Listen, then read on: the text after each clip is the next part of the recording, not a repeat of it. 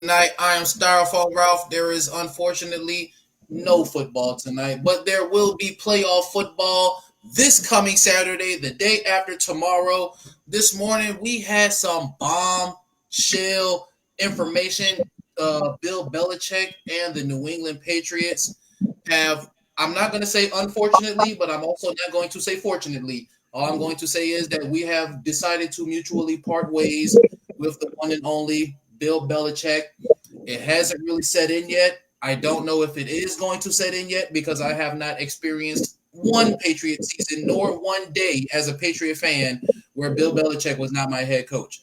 So it's going to be an adjustment to say the least. But 2-5, you were not here this morning. Actually, 2-5, man, we got our people in here, man. Let me go ahead and introduce everybody before we get to talking. My boy Dallas Mike P in the building. What's happening, my brother? And you already Yo, know what we up, got though? sports How you report feeling? as ordered. 2-5 in the building. What's going on, my brother? Ain't much, man. Just here to talk some sports and just, fellowship a little bit. Yes, sir, man. You already know we about the fellowship right now, man. Hey, 2-5 Dallas, Mike. Y'all were not here this morning for the wake and bake 2-5, man. I know you don't have but so many nice things to say about the hoodie, but can you just go ahead and give up a 30-second analysis of either Bill Belichick's future or the Patriots' future without each other in the equation? Well, first off, I love the hoodie. You know what I mean? But second of all, as far as the Patriots go, to be determined. I have no idea. I've been on the train that they're going to get Mike Vrabel. I can understand why they wouldn't get Mike Vrabel because it would almost kind of be like Bill Belichick part two. And, Right. why go back to the same thing? So I get that. As far as Bill Belichick goes, I'm interested. It sounds like Atlanta is really, really interested. I don't know how I feel about that fit. Like, he seems like a Seattle kind of guy, but it's the same concept of you can't replace Pete Carroll with Pete Carroll. So Right. I'm just interested to see where it goes. Dallas, Mike, what you got for us, brother? Man, I think it was a long time. The writing been on the wall personally for me. I Mm, feel like Bill had did a really good job in those first couple of years with just really having the Patriot way, and I think he's had veterans. As time went along, even in that 10 year gap, not to shit on y'all like that, but in that 10 year gap, you just kind of seen like the team kind of it started becoming Tom's team, so to speak, right. and those That's those right. concepts and stuff like that is becoming more or less about him. And I think Bill lost his identity, even though the defense always was solid with points per game. I just think he just kind of lost his way in the Patriot way, so to speak. I understand that for sure. And with that being said, I hear you 2-5 when we talk about Atlanta. I actually mentioned Atlanta this morning because of just strictly off of the offensive talent that's readily available right now and Right. of guys that you don't have to worry about coming up on contracts. I think the only person that you might have to worry about coming up on a contract is Drake London. And I think that's still even the next 1 or 2 years. So they got Drake London, Bijan Robinson, and they got Kyle Pitts. But not only do they have Kyle Pitts, Bijan, and Drake London, but they also have Tyler Algier, who was I Mm-hmm. think he was a 1,200 yard back last year. No, I think it was only 1,000 yards. They got pieces over there. You know what I'm saying? Yeah. And they got AJ Terrell on the defensive side. I think Yeah. they They still got got Brady Garrett. Corderell that I like to call Corduroy. You know what I'm saying? Word Patterson. Patterson, yeah. Yeah. People Well, sleep on him a Daryl, lot. People definitely sleep on him a lot. So Yeah. I don't know, because when we talk about especially the players that are free agents now, like Derrick Henry, and then we talk about coaches that are available, like Mike Tomlin. Well, he's not available yet, but Bill Belichick and things like that. I would want to say that these guys are going to go to teams that nobody's. I don't think Bill Belichick's playing for the check right now.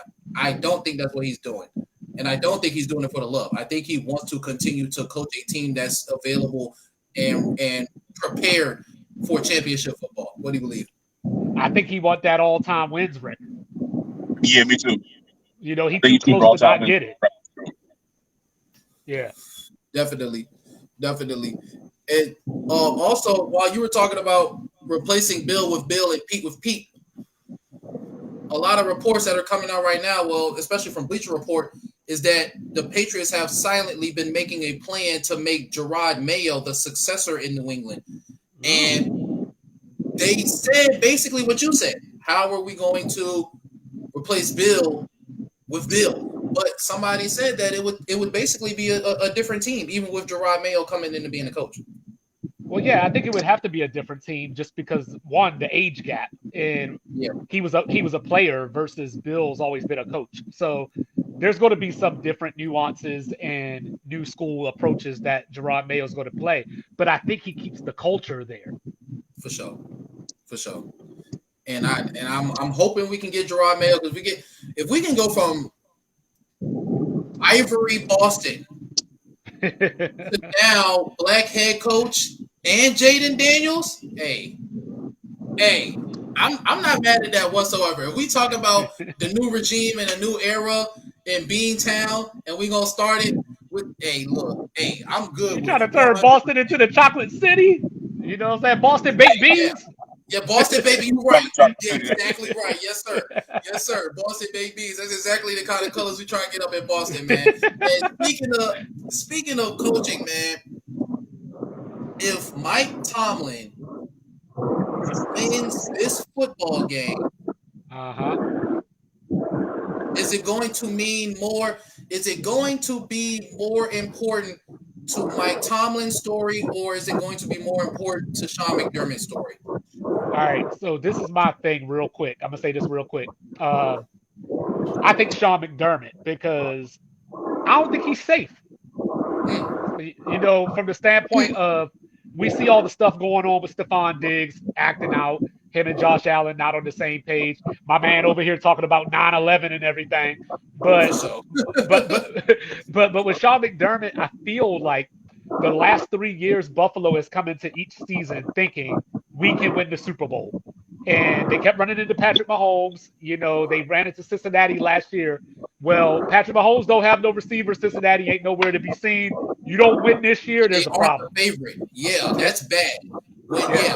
That's actually bad, though. That's a great point that you made. It's always been either KC and then Buffalo, or for that one season, like you said, Cincinnati and then Buffalo. But now, both of the guys that have been getting them out of the way are basically Cincinnati's not even in the equation. We aren't expecting Kansas City to be in the equation 2 or 3 weeks from now. But it's like, well, that's the good thing about it is if Kansas City wins this weekend and Buffalo wins, they would go to Buffalo next week. Yeah, and we still aren't talking like Buffalo as that team to beat. So it's like, you know, I agree. You're right. Because, I mean, it's Sean McDermott, yeah, cool. You know what I'm saying? We've had the defense.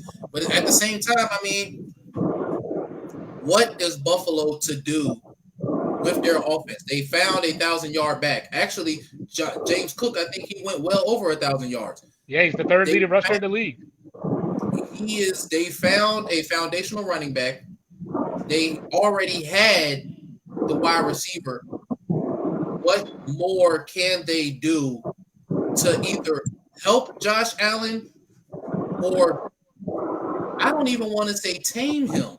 How do they get him over the hump? I mean, like you just said, I feel like they do a great job of taming him. Like, they had Devin Singletary before they let him go. I feel like they always never relied on a run. They wanted to put the ball in Josh Allen's hands, and he's a turnover machine. So to me, to agree with 2-5, I feel like it's on McDermott to get the job done. Like, these guys are not winning Super Bowls, but they get the accolades and they get the limelight like they wanted. Right. You know what I'm saying? And I think it's so funny. It's so fucking ironic now, the fact that I've been saying Tomlin need to be gone, and all of a sudden everybody cool with Tomlin leaving now. That shit is hilarious. Well, you know what's funny is you brought up Devin Singletary. What's funny about that is they had Zach Moss too. Yeah, facts. Facts. And Devin Singletary and Zach Moss went on to new teams and actually contributed. You know what I'm saying? Right. Devin Singletary is a key part of Houston's offense right now. And I'm not going to say the same with Zach Moss, because, I mean, they got Jonathan Taylor. But while Jonathan Taylor was dealing with injuries and a contract situation this season, Zach Moss done went out there and he done played a couple of games for the Colts. You know what I'm saying? So Right. And I was telling Mr. Logical on Sports Reports Disorder, we was talking about he was the one that actually brought up Sean McDermott getting fired, but that was back when they were like 5-6 or whatever they were. But as we were having that conversation, I said something along the lines of, well, they go to Arrowhead in a couple of weeks. If they win that game in Arrowhead, regardless of how they win it, it don't matter if it's close, it don't matter if it's a blowout. They go into Arrowhead and they win. I feel like that's going to be the springboard because Kansas City has been their nemesis. Right. Now you got to beat them in the playoffs potentially.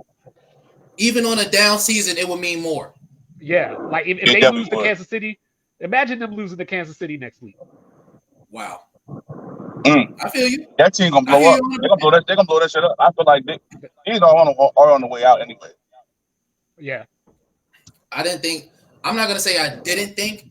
I now don't think that Diggs and Josh Allen is a long-term like Jim Kelly, Andre Reed type of thing. I don't see them lasting. I don't see them being like buddies for their entire career. Well, Gabe Davis Nah, must be I don't either. Gabe You said Gabe Davis Davis. must be. Yeah, he must be a Wesley Snipes fan because every time I think of him, I just think disappearing act. No, for sure. No, for sure. Because Gabe Davis, I mean, bro, we were expecting him to be like Brandon Ayuk style complimentary number 2 receiver, like Juju Smith-Schuster style complimentary to the actual number 1. And it's like really, Gabe Davis has, like you said, he's vanished, and he's Yeah, he definitely is. coming up for a Indeed. contract now. He's going to be a free agent this season, so it's going to be interesting to see how Buffalo Wow. treats his contract. Yeah, like I said, I think they're gonna blow the team up. I mean, I think you got Kincaid there, you got Dawson Knoxville. I mean, like you see, you got the running game that people act like they can't run the football.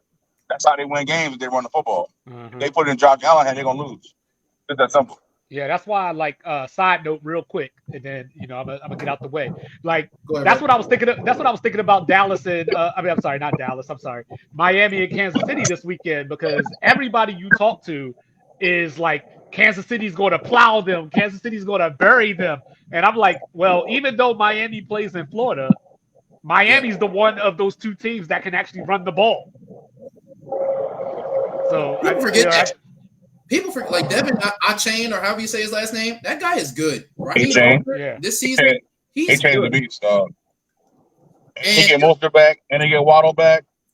Yeah, Waddle, Mostert, and they can do more than rush the football. I mean, pass the football. They can do way more than pass the football. Yeah. They are a very balanced team.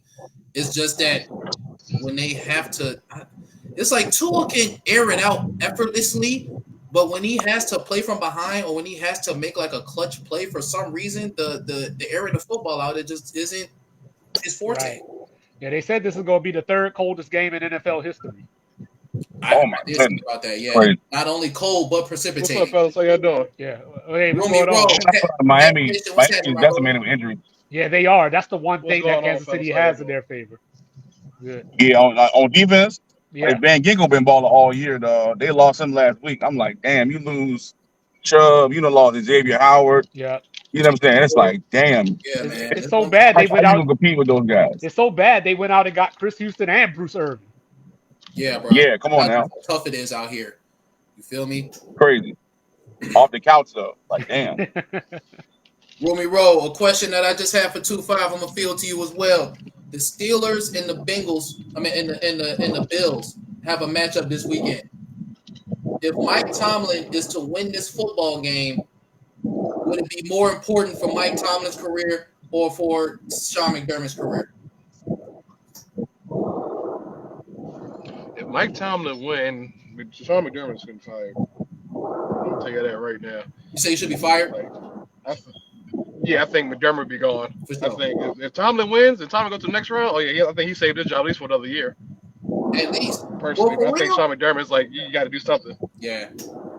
No, because if Tomlin wins this game with Mason Rudolph as his quarterback against the Buffalo Bills, I'm honestly, I'm not even talking about his job is safe for next year. I'm saying until he fields a bad product, we need to let him just coach the Pittsburgh Steelers. All right, you ready for the stat?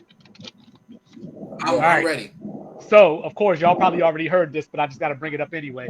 So the Steelers are 1-10 when T.J. Watt don't play. So if they go in here and win this game without T.J. Watt, with the wind coming off of the Erie, you know what I mean? Like, yeah, like it's over with. Come on. Let's not. We're not even talking about the hot seat no more. I The agree. field's a bad product, and I know Mike P. You know what I'm saying. He's been doing nothing but mediocrity. You know what I'm saying. The regular season. You know what I'm saying. The 9-7s, the 9-8s. We can't do that. You know what I'm saying. That's still basically okay. I get it, but again, if my mans go out there with no T.J. Watt, who I still believe should be the defensive player of the year. Gotta be. I agree. If he goes out there and wins in Buffalo with no T.J. Watt, Sean McDermott should he might as well just go ahead and get on the phone with Washington and see what they talking about. You know what I'm saying? I agree. And it's so crazy. If Tomlin does win that game, he'll be 9-9 in the playoffs. Wow. Yeah. Yeah, and T.J. Watt has led. I mean, shoot, the fact that Tomlin got that team into the playoffs. Yeah. They got a lot of fluky ass wins this season too now. Let's not forget about that. I mean, hey, they still win. I'm still not over that Rams game. Hey, a win is a win, dog. What week was that? Yeah. Was They put out cheated the Rams, dog. I watched that with my own eyes. Hey, they lost to the Patriots though. They did lose to the Patriots and Bailey Zappi. Yeah, we did beat The Ravens them. this year off the boost. Went out there and won that game. Like, They had a lot of fluky ass wins, yo. You know, T.J. Watt then led the league in sacks 3 out of the last 4 years. nobody has give ever it to him. done that. Nobody Give has it to him. ever Yeah. done that. Yeah. And my thing is, he dominates though. Like even in games where they really out of it, he's still playing hard, yo. Yeah. Nobody has ever done that. Great, you know what I'm saying? So Well, I mean, hey, It's gonna be interesting though. They I talk wish about both 50 mile an teams hour the winds. best. For real. I wish both teams the best. I mean, I just want to see some good football. Yeah. Adam Yeah. said, if you count fluky wins, then count fluky losses. He wills teams that should not make the postseason and then lose to real playoff teams. And then he added Buffalo should win this game. Correct. They should. He's right. Correct. That's my point. It's like, yo, you get all them fluky ass wins and shit, and then like come lay an egg, niggas want to give you a parade for that shit. That's called mediocrity. You said it's called mediocrity. That's called. You know, I don't got But nothing but we- good memories of the Pittsburgh Steelers as a franchise as a whole. So yeah, Not I. Not I. I mean, you gotta think they would have been under 500 if they didn't have that tie against the Browns. You know what I'm saying? It's a lot of fluky shit be going on with Pittsburgh, man. For real. Each year, out of nowhere, they just That's make a true. run every year. They reel off 4 or 5 in a row every year. Like, come on, man. He said that's not your Hey, point. You say they went 5-1 in that division. You're saying Exactly. 9-9 in the playoffs, and then you say he got fluky wins. What are the fluky wins, by the way? The Bengals? No, bro. No, Adam. I don't even answer this, Joe. That The Rams game was a fluky win. bro. What up, AD? You man. Yeah. That joke. Come on, yo. Black Adam. You know that shit was a bullshit win. Come on, dog. That joke was wow. They straight gave Bro, him. this man was way behind the line of He scrimmage. really did not get that jump. He didn't even get that shit, not even close. He won't even Hey, close yo. to that jump. And they straight said, No, remember the First down, the win, like yo, and then was like, yo, we can't challenge it because it's under 2 minutes, and they let the shit go under 2 minutes on purpose. Well, you know, the win that I think about is the Monday night win against the Browns, where the Browns had 5 turnovers. I think Come on now. I think TJ Watt ran. I think he had a pick 6 or something in that game. He did have a pick 6 in that game. Yeah. They scored Another 2 defensive fluky-ass touchdowns. win. They scored 2 defensive touchdowns in that game. he said 9-9. I think Heisman scored 2, if I'm not mistaken. He's They talking might about have. fluky playoff wins. Hey, well, shit. Hey, Adam, I'll tell you right now. Adam, I'll tell you right now. Hey. Wait. Before I ask this, was it? Oh no, that wasn't his Super Bowl. Never mind. All right, Mr. wasn't his Super Bowl, was it? You know, Mr. Logical said that Santonio Holmes' foot still ain't in bounds. That was me, right? I'm Mr. Logical, right? That was me, right? No. My partner from Sports Reports. You know, 'cause I said that. He been saying for the last 10 years, Santonio Holmes ain't been in that. He ain't in the field. Bro, He ain't in the field to play? That right foot was on top of the left one, bro. It was not a tongue. Wow, He did not get both. Gotta rewatch Bro, that that foot was on top of the Yeah. other foot, bro. Yeah. And this is not Ohio State hate. I could give a fuck about Santonio Holmes, bro. I'm saying, bro, that was not a catch, bro. I mean, they cheated Seattle for that Super Bowl. They too. did cheat Seattle. They did Supposedly cheat. was supposed to be in there, so he wasn't. Matt Hasselbeck, they cheated him. Yep. They cheated the fuck out of them niggas in the Super Bowl. A bunch of bullshit calls. I was up to 5 in the You morning in talking about, Afghanistan watching that bullshit. You talking about what? Yeah, man, they got Burger got tackled short, and they say he was he still broke the plane. Yep. Exactly. Yep, there was that one. There was the bullshit offensive pass interference they called on Daryl Jackson. Oh yeah, that was the greatest one right there. Yeah, I was like, yo, Michael Irvin do that every week. One. You know, DeAndre Hopkins do that every week. Yeah. Come on, yo. Adam, look what you did, bro. You done opened up a whole little joke right here, bro. Yeah, you know it's all love. You know them niggas fluky as hell. These Steelers. Look, niggas talk shit about Marvin Lewis though for years, and Marvin Lewis doing the same shit Tom is doing. Them niggas is not clean. Marvin Lewis ain't win no playoff game though. He went. I think it was like 13 years or something like that. Yeah, exactly. You would have thought he did though. One and done's every year. One and done. Losing to Tom Savage. Yeah, that shit was egregious. It's safe to say it's definitely a new regime in the NFL. Now niggas want to talk about fluke pack playoff wins. Let's talk about it, nigga. You don't want to talk about the tuck rule. No, that tuck rule though was definitely egregious. Tuck rule, bro, that shit won't even fool us. The tuck rule was egregious, my nigga. That was crazy. Called that shit, bro. I'm a Bruce face like, what the fuck is going on here? Oh, wait. Speaking of coaching, though, just real quick. Speaking of coaching, the Commodores do not have a coach. No, correct. We were just talking about. They said they don't want Bill either. Well, they said they out on Bill. There's a name. There's two names. There's two names out there. But again, like I've said, ever since he's left KC, why are we not talking about EB as the head coach for the Commodores? Because I don't know, bro. You're right. I know the answer to that question. Because they didn't hire him, and he part of the old regime to them. They want a clean slate and wipe it clean. I don't like it. I don't like it. I don't like it. That he can hire in house. Yeah, I don't like it, but that's the only thing I can come up with. I feel you. I hear you loud and clear. But there's two. That makes sense. But there's two names right now. You know, if you listen to local DC Landover radio, you know you're going to hear Ben Johnson as the #1 candidate. And if you listen to other people, you'll hear McDermott from the Ravens. Wow. Yeah. Again, I don't understand how these guys get 1 year being a coordinator, and then you get promoted as being a guru all of a sudden. It's like, bro, where's that resume at? I remember when guys used to have resumes. Right. You would be assistant coach, quarterback coach. Then you get the OC job for maybe 3 or 4 years, and then you get the head coaching job. These guys get 1 year. You know, they have a little bit of success, and it's like, damn. Hey, I want him to be my head coach. It's like, bro, it takes more than this calling plays to be a head coach. Yeah.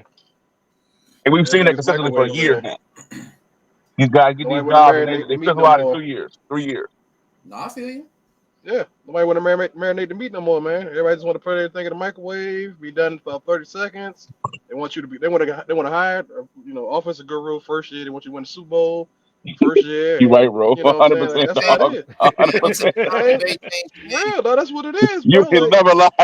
Yeah. You lucky if you get 3 seasons. They ain't got time for you to be building the teams, trying to break the quarterback in and all this other stuff. It's like, look, man, I want you to win now. I'm paying you F amount of dollars. You got to do it now. Yeah, that's crazy. At least when you hire a coach, you at least got to give him 5 years. Marvin Lewis lucky. At least 5, I think. Marvin Lewis got lucky. He went to the cheapest owner in the league at the time. Bruh. Oh man! Oh yeah, bro. You keep. He agreed to stuff. They'll say that. You know what I'm saying? They'll say it up front that they only gonna give you a year or whatever. No, bro. They will throw however much money at you right now, just like they did Matt Rule, just like they did John Gruden and Mike. Oh man! They will throw money at these guys, and if they don't perform, they will still swallow all that money with no regret. Totally. Yeah. You know what I'm saying? No recourse. Yeah. Mm-hmm. Sound like Sean Payton to me. Come on now. I want to know what they're gonna do. Sean Payton should have stayed in the studio 1 more year. Yeah, he should have. He needed to. And he actually was a poor analyst too. He needed to get the fuck out the booth. He was like Jason Witten. Get the fuck out the booth, bro. You in that joint monotone. Yeah, the quarterback, when he's dropping back the pass, it's like, wow, he's reading the defense. Like, bro, come on, man. Talking like a damn robot. Yo, wow.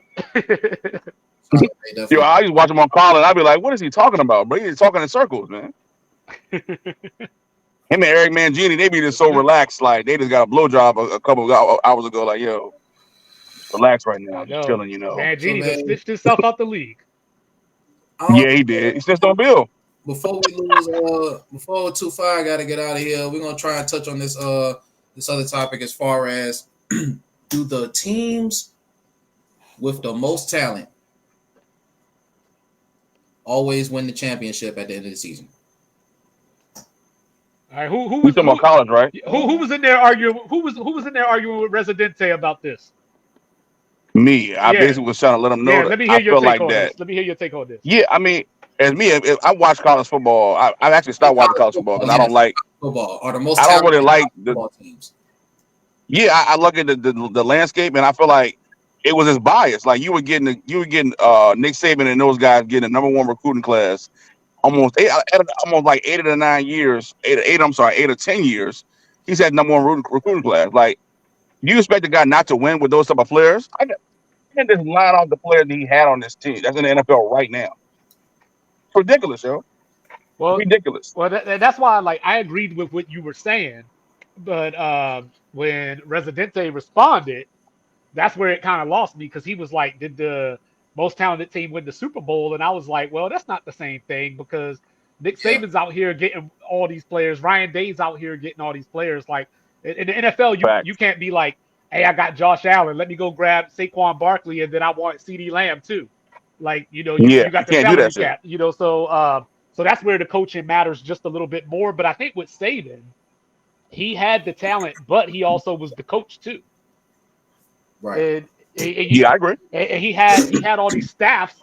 I got to print out my notes. He had all these staffs with former head coaches as an analyst just riding the bench, like not even doing nothing. But they were intelling on other teams. Big fact. So yeah. But real quick, did y'all see this list? Some of these lists going out here of these Alabama candidates. No, Nah, I didn't I've see been it. seeing some ugly ass lists. I saw I saw Dabo. like I don't know how that got up there. I don't Dabo went there and I get it, but Dabo don't do the portal, so I don't see that working out. But like I saw Dan Lanning make sense.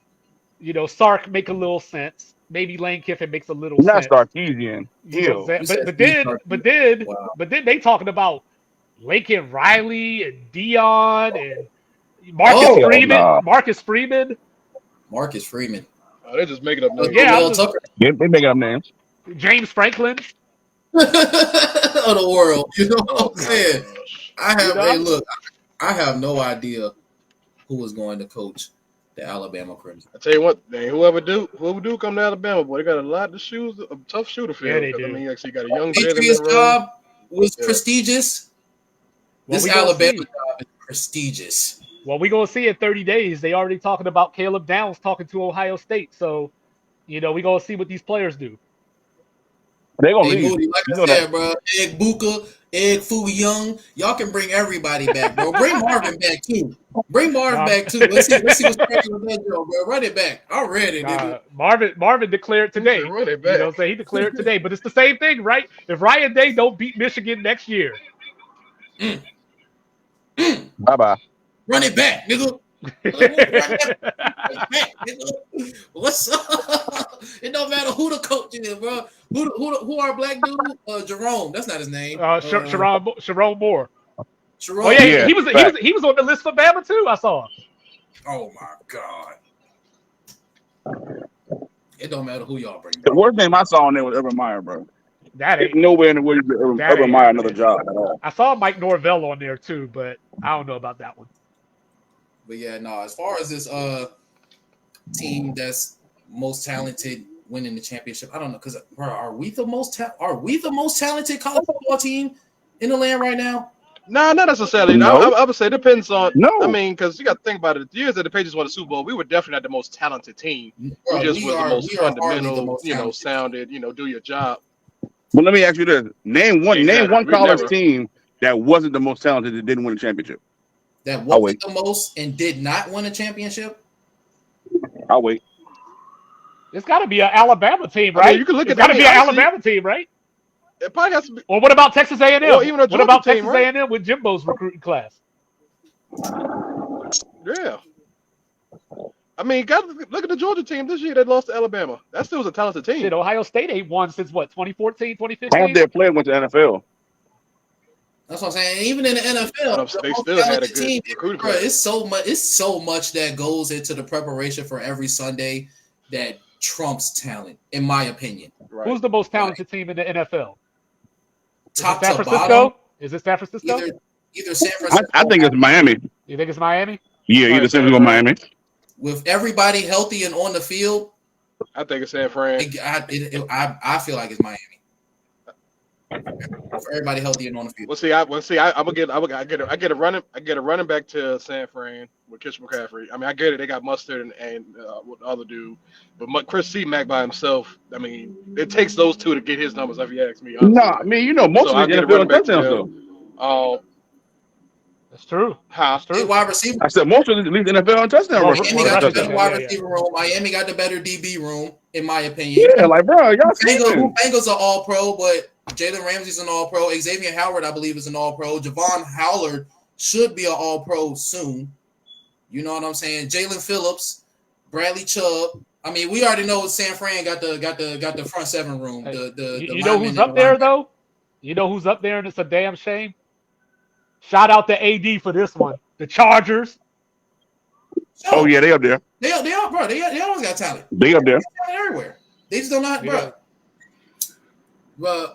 Well, Derwin James, okay, he's kind of like I'm not gonna say he's getting into Jamal Adams territory, but it's like, you know what I'm saying? Yeah. You gonna show me something? You know what I'm saying? Asante Samuel, we thought he was gonna be like that coming out of FSU. I mean, they had J.C. Jackson. I mean, Hold on. How we go from talking about the Chargers to shitting on Florida State? I'm not sitting on. You know what I'm saying? It's no hate at all. You know what I'm saying? Talk about a Bosa. Talk about the other Bosa or something. Yeah, bro. Khalil Mack got 6 sacks in one game. Does nobody remember that? Yeah, I think it was the Dallas game. He got 6 sacks No, in one game. it was the Raiders. It was the Raiders. Season with how many? That was Aiden O'Connell's first start. Welcome to the league. Like, come on, bro. I just got a tweet saying that Harbaugh's first option is the Chargers. That's what I've been telling you. Yeah. That's what I've been telling you. Y'all been saying that, though. Bro, Y'all been saying that with the Chargers. For sure. And I ain't even got no sources. You know what I'm saying? You know what I'm saying? Yeah. What about Cincinnati? Cincinnati got to be up I think there. the Raiders will Dallas, definitely try to get Harbaugh. Dallas. Oh, yeah, definitely. The Chargers don't spend money. That's the problem. Gerard Mayo is a favorite for the I past. think it's the luck of the Chargers. I'm good with it. You know what I'm saying? Then we can get Jaden Daniels up in there. We can be like Houston. You know what I'm saying? Got the black coach, black quarterback. We can make it do what it do, bro. No, y'all disrespectful is what it is, Gerard Mayo. Where Ty Law at? Bro, hey, we can bring him back too if you want. I ain't gonna lie, fellas. I want Mike Vrabel, man. Give me Vrabel, man. That's what I've been saying. I think Mike Vrabel, but like I like I was saying Vrabel's style, earlier, man. I know Vrabel.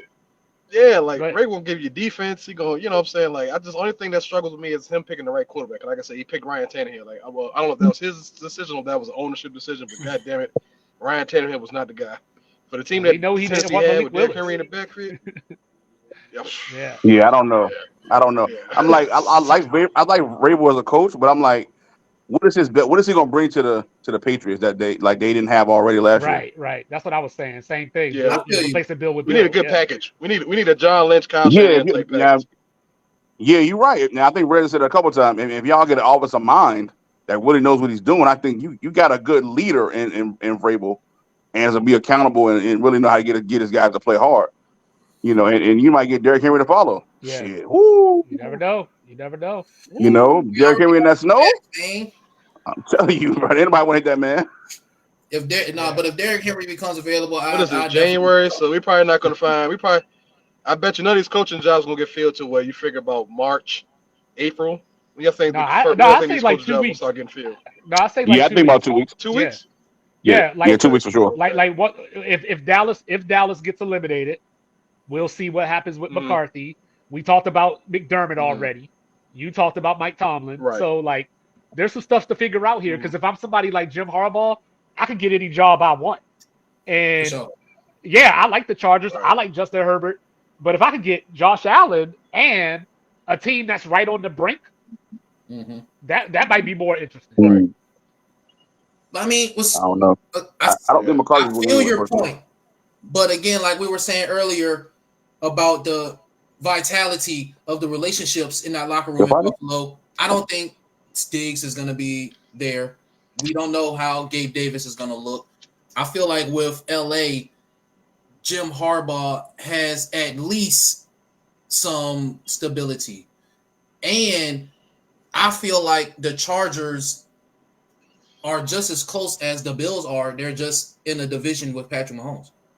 Well, I don't know though, because they had a bet. I was not a fan of Staley. They gave up points. They gave up just as many points as they scored. You know what I'm saying? But the Chargers are in cap trouble, and Eckler's a free agent. You know, they're probably going to have to cut somebody like, I'm just going to throw a name out there, cut somebody like Keenan Allen. You know, maybe trade a Khalil Mack or something They like could that. still grab a Malik Neighbors in the draft. You know what I'm saying? But for some reason, the Chargers always have that top 10 or top 15 where they can still grab the best, and they whiffed on Quentin Johnston, and I am going to stand on that. Yeah, he's trash, though. He a rookie, man. Right. He a rookie. I mean, he only ran one route in college. Like, what you expect? That's true. That's true. Go ahead. He ran one route the whole game. I don't even know if Williams is going to be back next year because he keeps getting hurt. We're going to have to see how. Yeah, you're right. But I mean, they still got guys like Jalen Guyton. You know what I'm saying? They got some pieces around there. And even Austin Eckler, I feel like he's been boosted a lot more than he actually is. But even I feel like if they let him go, they wouldn't miss him. That's tough, Rob. That's tough, yo. You said Austin Eckler been boosted. I feel just because he was scoring all the touchdowns, Jamal Williams led the league in touchdowns last year. You know what I'm saying? I don't think he's really like that. Okay, that's fair. I mean, I don't know, man. He do it out the backfield too, receiving and everything. Yeah. I think he a dual threat, but he's not like an impact player. Yeah, I'm gonna take Saquon over him. I think you take Saquon over a lot of people. I definitely over Austin Eckler. I take Kamara at this point in his career. I take Kamara. Oh, no. Yeah, me too. Oh no, me too. I mean, I see what you're saying, but Saquon got to give me a full season or something. He gave it to you last year. 1 out of like what 6? And then he give you this year and last year. Did he what? Didn't he give you a full one this year and last year? No, he missed like 2 games he this missed year. I think like 4 or 5 games this year. Yeah. The last year done with the full season. I mean, I think that was his first contract year. You know how that goes. Yeah. Well, you say I'm high about Eckler, Adam. You say Eckler is really him. Matter of fact, let's pull these up. Let's pull these numbers up. Yeah, Eckler's. I mean, his numbers are crazy though. Yeah, that's why they've been bullshitting with him. Yeah, they got to pay the paper. They got to pay the piper. You saw how they did him. Like, he was on the phone with all the running backs. They was plotting, and then Saquon went and signed the deal the next day. Facts though, it's crazy. I mean, I think if the running back really want to make a case, I would just say, hey, look at all the quarterbacks that got hurt this year. All the starting quarterbacks. How are they more valuable than us? It's football. Players will get hurt. Right. This is the perfect year to kind of come back and combat that. That's why I have a whole campaign on that shit. T-shirts and all. Yep. Josh Jacobs out there too, probably. Yeah, come on now. These guys running on 1-year deals. You know what I'm saying? Then Nick Chubb was the one on the phone with him, and then he went out and broke his shit.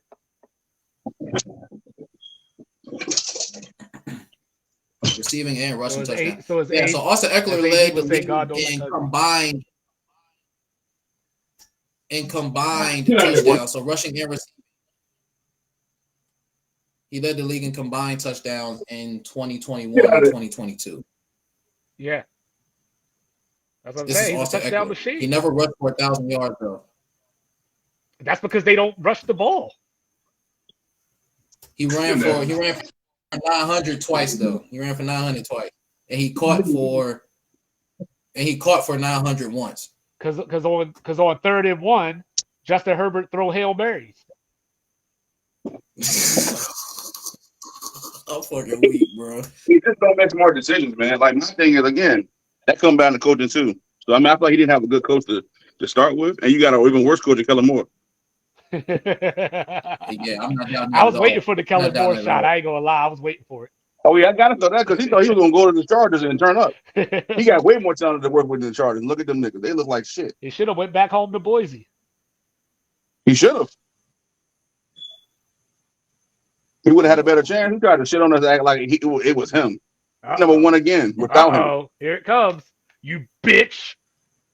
That's necessary to address because, after all, I'm an employee for ESPN. The other would be a fat bastard that has gotten away for far too long talking his bullshit. You wanted some? Fine. I'm happy to give it to you, you piece Ooh. of shit. Ooh. Stephen A. Smith show up next, right now. Hey, this nigga was hot. I'm fixing to give it to you. Hey, this nigga was hot. Oh, my nigga was What's up, hot. everybody? Steven, they I'm sound like finna a give you what kid. you want. Edition of the Goddammit. Stephen A. Smith Show coming at you Sound at like the a very kid that least just 3 started times a cussing. week over the digital airwaves of YouTube. I am coming at you from our Los Angeles studios. I'm on the road, so obviously I won't be taking any phone calls today, but to be quite honest with you, I won't be taking any tweets either. I'm not in the mood. Ooh. I just want to speak, and I want to get I'm out not of in the here because I mood. got better things to do with my time. But This this nigga is certain Stephen things that A. are necessary to get into. Before I do that, let me once again thank you all for showing me the bunch of love that you're giving me.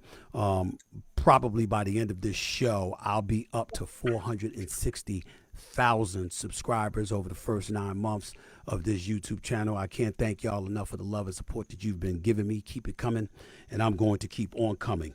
A little bit later on in the show, Hey yo, I have hey yo, Stephen A. Smith. Hey I hope yo. you never see his name, and that Yo. is the name of Jason Whitlock. He is a guy that has a show on Blaze TV. He is the person that I directly allude to as that fat bastard. He's a no good individual, probably the worst individual I've ever had the displeasure of ever being associated with in any capacity. And I will address him in just a few minutes. All I will say is that the things that I'm going to say, please don't hold anybody responsible for it other than me. Nobody. I even took the liberty of calling my pastor to apologize in advance for what I'm going to say about that This nigga individual. Stephen A. is so So I fucking will ugly. address that in just a few minutes. And I'm Kermit not the Frog engaging in looking at me. hyperbole. I'm not exaggerating. The pastor's name is Pastor A.R. Bernard at Christian Cultural Center. You don't believe me? Call him and ask him. Nigga I Stephen don't A. lie don't like care, some other brother. people I know do. I don't lie. But again, I'll get into that a little bit later on in the show. Before I do that, it's necessary for me because I'm the face of ESPN, and obviously there's a lot of things that went That on is, I'm this the week face of in ESPN. regards Come to on Well, now. he Pat wear that McAfee proudly, don't he? and Boy, that's some I'm of the the face of news that he ESPN. made with his Clearly. show. And obviously Aaron Rodgers was one of those things. The other stuff that involved Pat McAfee and him calling out an executive and all of that other stuff, all I'm going to tell y'all is this. You don't have to mind your damn business, but I will Shout out mind Cowboy mine. Nation. I'm an employee of ESPN for my day job. I don't discuss internal matters. That is none of my business. That is above my pay grade. Pat McAfee has his show. He's Fucking responsible company man. for everything that goes on with his show. The executives that we answer to at ESPN, they're my bosses. And I'm not going to be stupid enough, irresponsible enough. All right, man. And Aaron Rodgers I told went her you gotta on go Pat to like Pat's McAfee's part. Fat show piece of a little shit. more than a week ago and made Like right after this conversation, very, that's when he despite started talking about it. long, lengthy ramblings on the Pat McAfee show on Tuesday, still got love. Right there, that's it right there. Just wish he had apologized to Jimmy Kimmel. Right there. That's all I have to say about that particular subject because I got deeper subjects on my mind right now. Jason Whitlock. I said that name. It's not a name I've uttered. I normally don't do that, but it's necessary to do now. I've had enough of that fat bastard. That piece of shit. And I want to make sure that before I go to break, I want anyone out there who watches me, anyone out there who knows me, anyone out there, no matter what you think of me, I want you to remember, I never talk about him. I never talk about my colleagues. I don't do that. This That is ain't a true. first. I'd say that's It's cap. necessary. And when I say You don't talk talk to about it, I about don't mean I Jason talk Williams all about the it time. literally. I don't get in on them like I'm about to do now.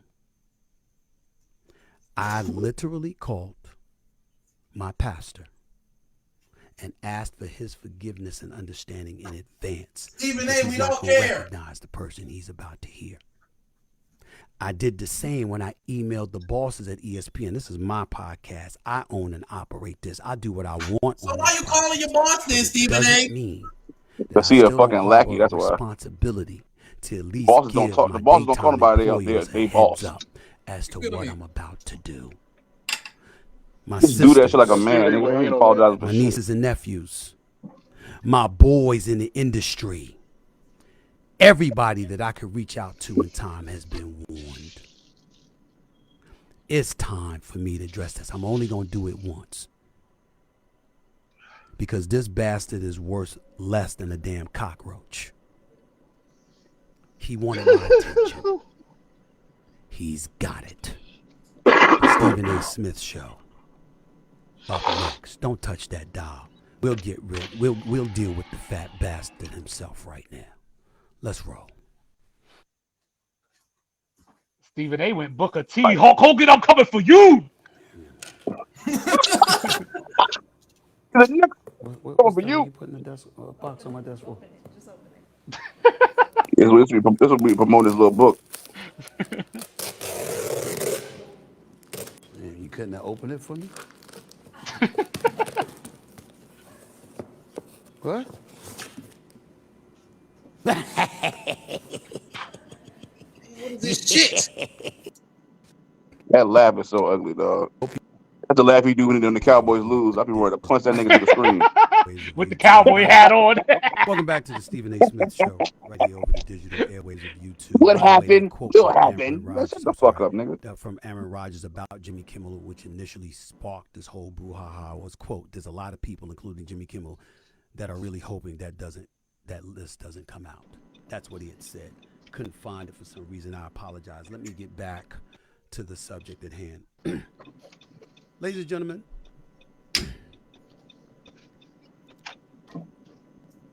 as a black man, And we use that word loosely. the Very level loosely. of vitriol that I have Nigga to mulatto. absorb is something that I understand 99.99% of the time. You're a former player and you want to crucify me, that's fine.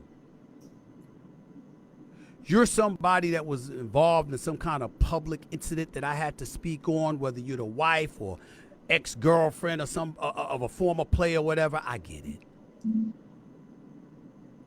You're a present-day athlete and you don't like my evaluation of what has transpired before our very eyes and what I'm witnessing, that's cool.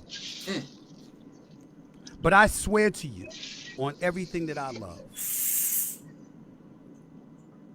not personal. I'm a sports reporter and sports commentator. That is what I have been throughout my career. It is my responsibility. Is it? To tell you what I see through my lens, how I feel about it, what my perspective is, etc. It's not like I'm sitting at home with absolutely nothing to do and no obligation to touch on anything, but I feel the need to invoke and ingratiate my thoughts, opinions, etc., upon the There's world. a market for I your actually hobby. get paid Calm to down. do this. And because of Hey, that, Ralph, right quick. Pause right quick to ask y'all a sometimes question. my opinions, my thoughts, my feelings, etc., are things that you not like. But I have. How y'all feel about because me personally, like, I mean, I get where he coming from or whatever, but one thing I don't understand is, like, why is that our community that we always got to go at it with one another? You know what I'm saying? Like, why in the first place would Jason Whitlock even say what he said in the first place? Like, I just don't understand it. Like, I don't see no other communities taking down nobody else. You know what I'm saying? It's always the black community. Because Jason Whitlock doesn't want to be one of us. No, for sure. Yeah, Jason he wants to be is a conservative mouthpiece. Yeah. Like I that's his never job. liked him in general. I ain't gonna lie to you. Never liked him at all. Never liked him, I but thought he that's was his corny as job. hell, especially with the ugly ass fedoras. Like he is the Candace Yeah, I Owens thought of yeah. sports. Yes, that's a perfect Oh comparison. yeah. That's a perfect comparison. Yeah, man. My thing is in the black community, you got various people. Like you got to think we own the community have coons in our community. Like what's the equivalent of a white coon? There is none. It Justin really Timberlake. is. So But even the cool thing, it's like who came up with that word? Black people, right? Maybe we come up with that shit. This is like no, white my people point white White people people, call is us white people cool. started well, coon, white yeah, people, but we adopted it. yeah, Yeah, because other people think they live their life and say, hey, I don't want my life to be hard. I want to have to try to you know get to a certain point where I can be protected, or thinking white people going to protect you or like you or better than other black people is not ever going to happen. There's no retirement plan for a right, coon. They fired his ass the same way they fire anybody else. Yep. Hell yeah. right. You feel me? And my thing is he grabbing for straws now, trying to leech off an old ass job that he had or relationships, trying to get clickbait. Yep. That's why I'm happy Stephen ain't gonna address that shit one time and that's it. Let that nigga die slowly. Because that's really at this point all Jason Whitlock can do is do shit for Yeah. clickbait. And Stephen A. had to learn the hard way because he got fired back in the day too, Yeah, Big facts. and he came I've back a lot never lighter. lied to you. Oh, a light lighter, yeah. He Ever. can't. Oh, I just think he came back button that shit all the way up. it's just amazing with all the stuff that's going on in the world, and it's like nobody's talking about world things just because we got so much entertainment, gossip, nonsense. You know what I'm saying? What a way to start 2024. And Cat Williams with his interview, basically, that had the whole internet going on fire for damn near. That shit still people still talking about it today. Hell yeah. Yeah. Then you got Stephen A. Yeah, Jason but Whitlock ass. my advice is just put the phone down. Like I'm from the old Facts. school where we didn't even have phones. That's where you get all your information from. Not true. I mean, you can read, you can watch. It's like you can look at the news. Nigga said watch the news. That shit is depressing. It's black channel news you can watch. It's different outlets that people say have than actually. I don't watch the regular news that come on TV. I'm Yeah. on Yeah. news outlets I used to watch BET that I watch. News, back in the day. Yeah, facts. I mean, Yeah, for sure. to me, like I come from an era where we didn't have cell phones. Like you had to go outside. You had to really be in the field. Like you had to Right. really go call somebody and be like, "Yo, you coming outside?" Right. Like it wasn't no text messaging nobody. So Right. Right. I don't allow social media ever to even enter my. I just put that shit down and I start either watching the word or praying or I just stay focused. Because I mean, like you say, it's a bunch of distractions Right. and you can easily get sucked up into that shit. And it's Mm-hmm. like you don't want that shit to be a part of your daily life, man. That's one thing I try to protect my mental at all times. I do this shit for fun. This is fun for me. Yeah, That's it. I feel niggas, bro. Yeah, for real. If I wrote a But story I feel though, it is or I very wrote an distasteful for like article, just keep it's seeing based this shit.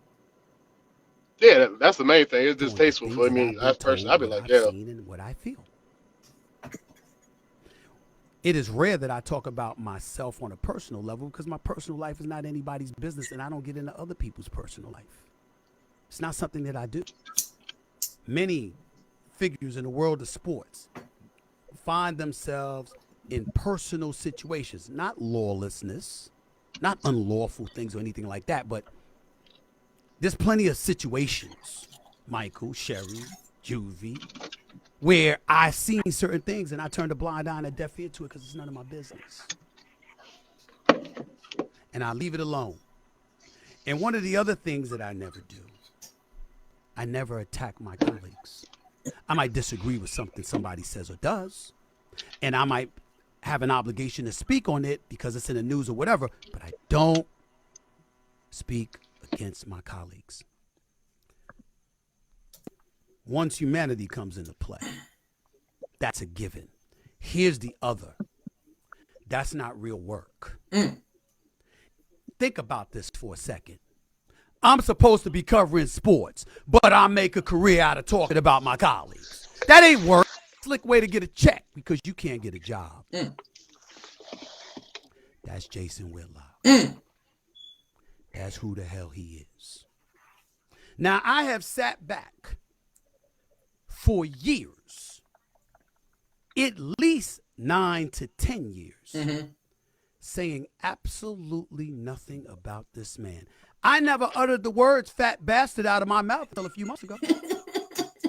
So that means that the previous 9 years, you never heard me speak on him at all. But now it's necessary. Excuse me. Because you see, if you listen to the fat bastard, I didn't play high school ball. Even though my coach's name was Harvey Stoller, it was Thomas A. Edison Vocational and Technical High School. I played there my senior year. I was in a basketball tournament at Fashion Institute of Technology where I dropped 27 points and got a scholarship because the coach came calling me after that and what have you. If you listen to him, I never had a scholarship to Winston-Salem State, even though it's on the books. Just call the university.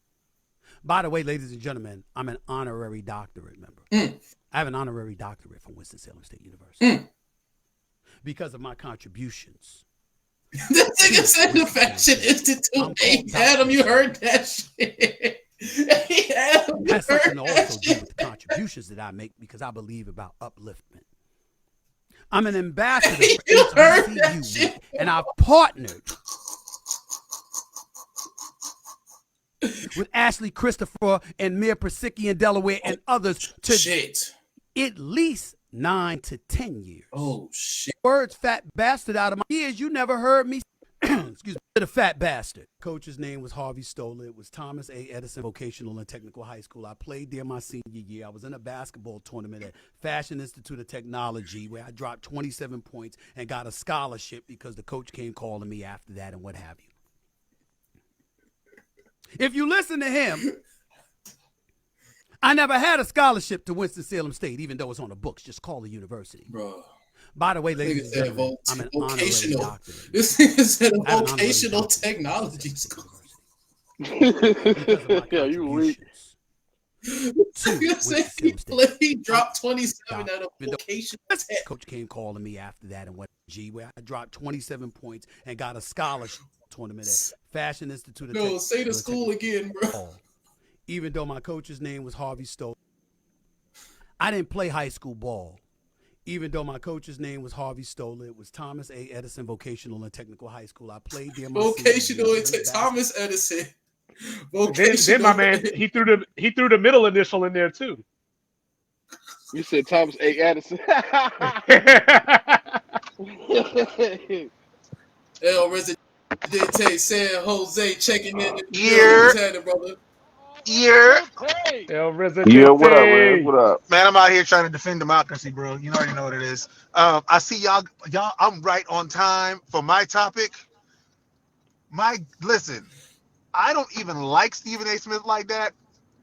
He lit that dude up. Bam! It was an onslaught, He an old school lit slob knocker. that. My man said he called his pastor and apologized. But what he about to do? And then He he went told us crazy, the bro. pastor name too. He told the pastor name the church. I He was like, cited the pastor. Call him if you want Dog. to.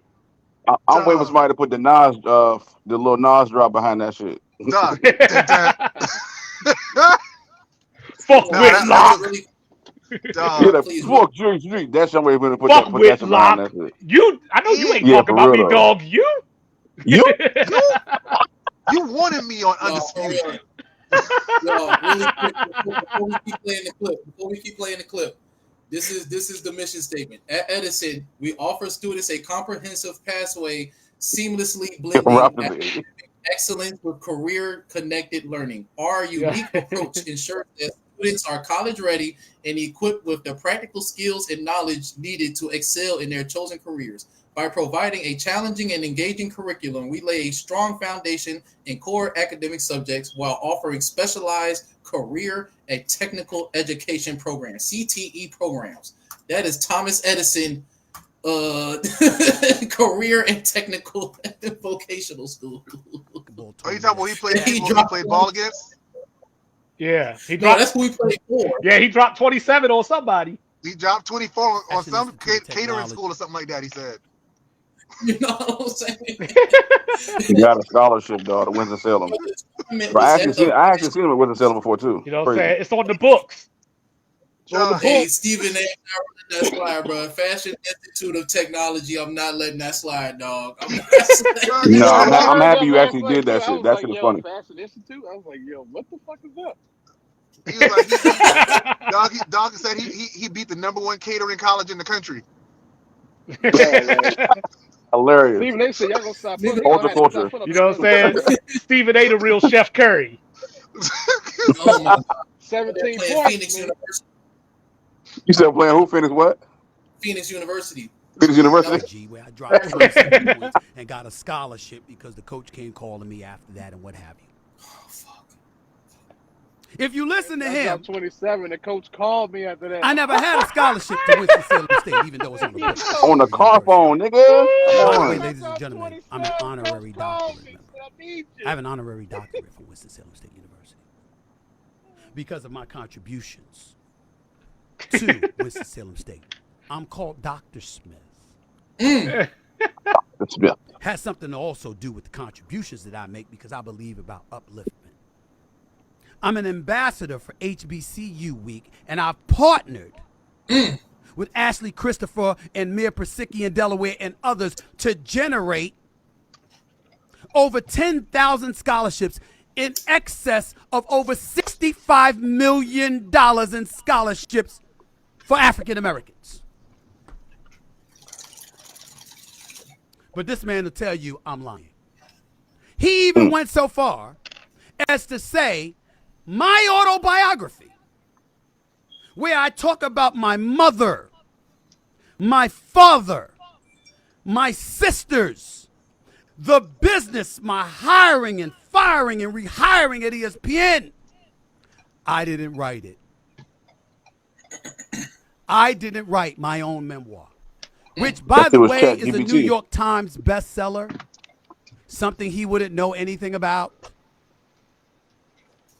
That's like everybody got the New York Times bestseller. Did you know that it's now on paperback? Not me. I don't. Yeah, if you sell like It just came out 10,000 yesterday on copies, paperback. that's Do you know that you could go to Amazon.com, straightshooterbook.com, or a bookstore nearest you to get my book in paperback? Do you know that when I'm selling you my book right now. are normally selling 10,000, 20,000, 30,000 copies, I've sold over 400,000?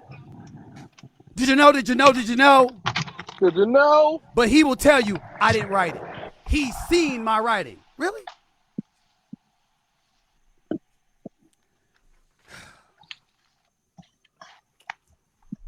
This article. This nigga got a fucking printout. Black and white version of it though. He could have printed it. Yo, Color. that shit was crazy. Come on now. One of the sisters did that shit. Yo, that is wild. This is 2024. Is poisoning That fat piece of shit ain't worth color. ESPN's Black Grant Land. I'm not gonna Remember Bill Simmons, who's now at Like old wanted picture. Wow, wow, wow. obviously had Grantland at ESPN, and upon his departure, Jason Whitlock was supposed to take up the mantle. I just got a notification that the Bucks are going on a 25-0 run against my Yeah, Celtics. yeah, they're up Yeah, they 54 to going crazy. 34 right now.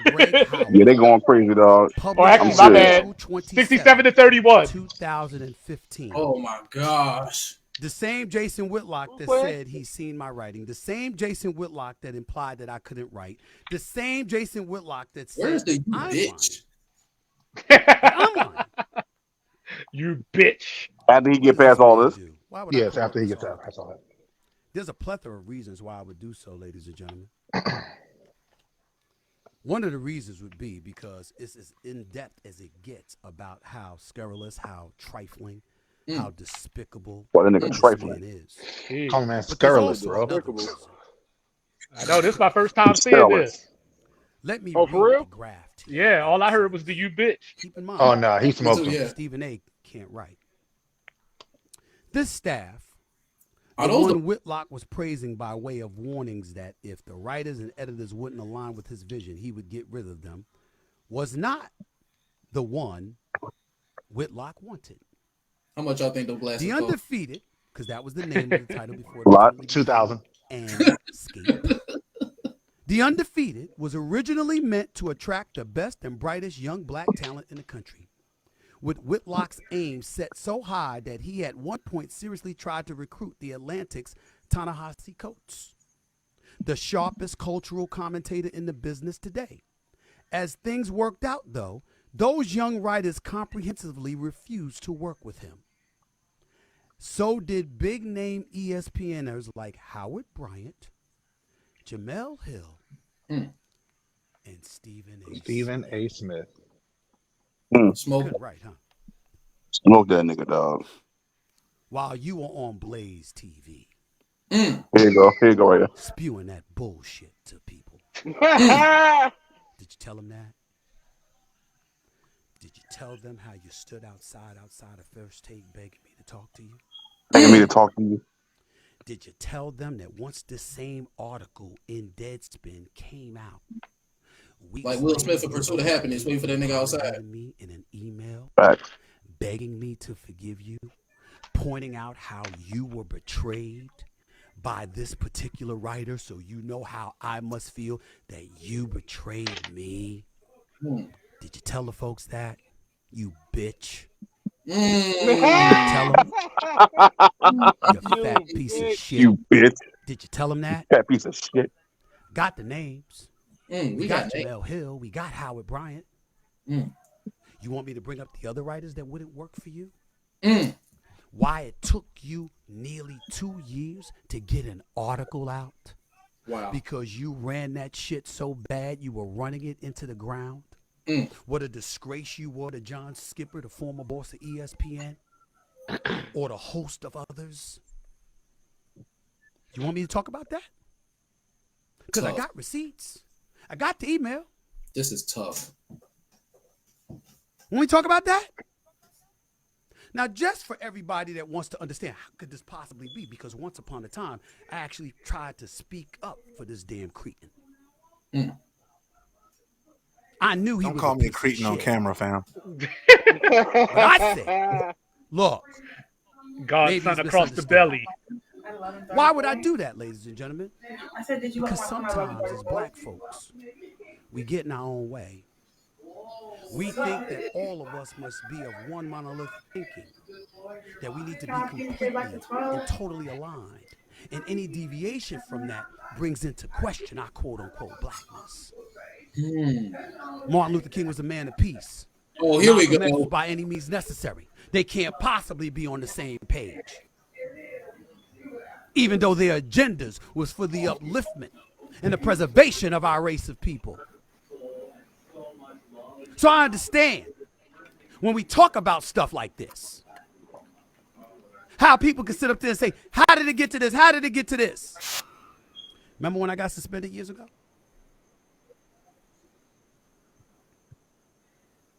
You know what's out there writing stuff, smiling in my face 1 minute, talking smack about me behind my back, and then ultimately writing it? It was him. Talking smack. Remember when I supposedly used and people were speculating that he used the N-word on the air and all of this other stuff? He was the first one out there trying to say that I did it. Ladies and gentlemen, I didn't do it on the air, in my humble opinion. I'm telling you that. However, it's not like I didn't use the N-word when I was off the air, when I was talking to my fellas, or I was talking to other folks. Yeah, I dropped the N-bomb. Yeah. With my friends. Using that word often, nor am I advocating that that word be used now. I'm just acknowledging the guilt that comes associated with me in terms of when I was younger. But I was always saying we as black people communicate how we want to communicate with each other. I love John Wooten. Is he mansplaining? Who's been associated of course he is. That's what he with the does. Prince Alliance, the Prince Alliance, That's what he does. the Fritz John Alliance, I'm Wooten. sorry, Fritz Pollard Alliance. Fuck a John Wooten. Love that man. Love his contributions to the NFL. But when we would get into it in the past on rare occasions, it wasn't that he wanted the eradication of the N-word, because I support that. My issue with him was, hey, you shouldn't be encouraging the NFL to fine us and penalize us for using it amongst ourselves. Yeah. How can a race of people who actually made the word iniquitous be in a position to punish us for using the word with one another? Iniquitous. Yeah, the unmitigated goal. The unmitigated goal of him. But I digress. Come on now, the ubiquitous. My point is, the temerity. Jason Whitlock pounced on it. Because that's what he does. You see, what he does is he's the one that puts himself in front of white folks. The white folks. Not all white folks. Not most white folks. But the white folks that dare we say may have a problem with black folks. He says, I'm your man. I'm your man. That's what he does. You need somebody to go after You think LeBron? I'm lying? Call me. Ask ESPN. Mm. Ask Fox. Ask the Kansas City Star. Need somebody to go after Kaepernick? Ask Call Mo. me. Call me. Jamel Hill. Rob Parker. Mm. Chris You can't My get Rob. man, Rob Parker. Yeah. Rob Parker Skip ain't no Bayless. cornball, brother. Ron. Come on For now. sure. Rob George Parker. I never Trump, was a big Rob Parker fan. Not gonna lie to you, along I with fellas. a love Rob Parker, host dog. Rob Parker's of a black bum. folks all over this country. Whoa. Every single Why, No, why is the one room so will divided on Rob confirm Parker? no what way, I'm saying no about how. this piece of garbage. That was Tom straight but Brady, Mr. sugar he's the enough. Mr. most. Double A, put He's him Ladies the and on gentlemen, Florida most. State. He's the as a luckiest He's the black quarterback man, luckiest ever. of all time. I Rob. often tell What? you, What is he? Yo, the I low be having cannot me. Yo, this imagine nigga Rob is hilarious, dog. He's the as a black most. man, knowing our history, When I turn on the TV and I see Rob Parker, I immediately change it. anything worse Oh, than shit. white Oh, The odd supremacists. couple is fire, dog. Immediately You tripping. turn. I love Chris Broussard. I That love Chris is Broussard. Oh, I will not watch I'm Rob not gonna worse lie. Parker. than The see, white odd couple is I'm the fire, dog. reverse. I'm the reverse. I like Rob Parker. I don't He's like Chris worse Broussard. than them. Damn. Cornball brother. He I like is the I like Chris. worst, I think he plays it most too safe though. despicable, lying, no good, fat ass human being I have ever known Damn. in my life. Stephen A. literally says he hates him. And I'm gonna take a break Literally though. No, he literally says, like, I hate this in man. a minute. Yeah, You're fact. listening to the Stephen A. Smith Show Stephen A. Smith. right here Uh, on YouTube. that's He like goes the on for time. another 20 minutes, fam. That was like Yeah, that was fact. like the time The Rock told Stone paper. Cold, "You the biggest piece Or of crap walking God's green earth." And that time has arrived. Getting back into him and to really Damn. elaborate extensively. The entire thing's about him. Elaborate extensively. Ladies and gentlemen, Elaborate John already. Skipper, the former boss for ESPN, Straight from Thomas, to straight start from this Thomas up. A. Edison. What is And- Stephen A. doing with his hair? If you remember, when the Man. NBC came into existence, He's like an it was Yeah, let that labeled shit the go. premier platform for intelligent analysis and celebration of black culture and the African American struggle for equality. That's what it was labeled as. Now that I read you that quote, let me give you a quote that this guy, Greg Howard, has a recording of Jason Whitlock saying to his staff Oh, at this that was time. smoke. This was smoke. If you're more comfortable working for white people rather than working for me, and that sounds humorous, but it's the truth, fine. This is according to audio obtained by Deadspin back in 2015. Some black people are far more comfortable answering to a white person than a black person, no matter how black they like to pass themselves off to be. Far more comfortable because they know a white person is going to overlook their shortcomings. It's good for a Negro. I'm not about that. But if you're more comfortable working for a white person, I will find a white person for you to work for. We have a higher standard here. Everybody has to get on board with that, or I'm going to find a way to move them someplace else. That was Jason Whitlock.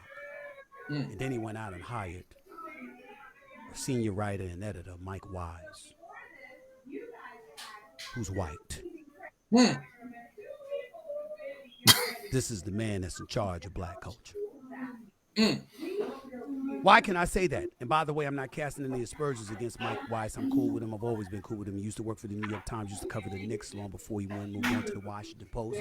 He's a credible journalist. I have nothing negative to say about him. I'm just saying, black website, but you bring in your white friend. In part because black folks didn't want to work for you. I digress. Ladies and gentlemen, how serious I am?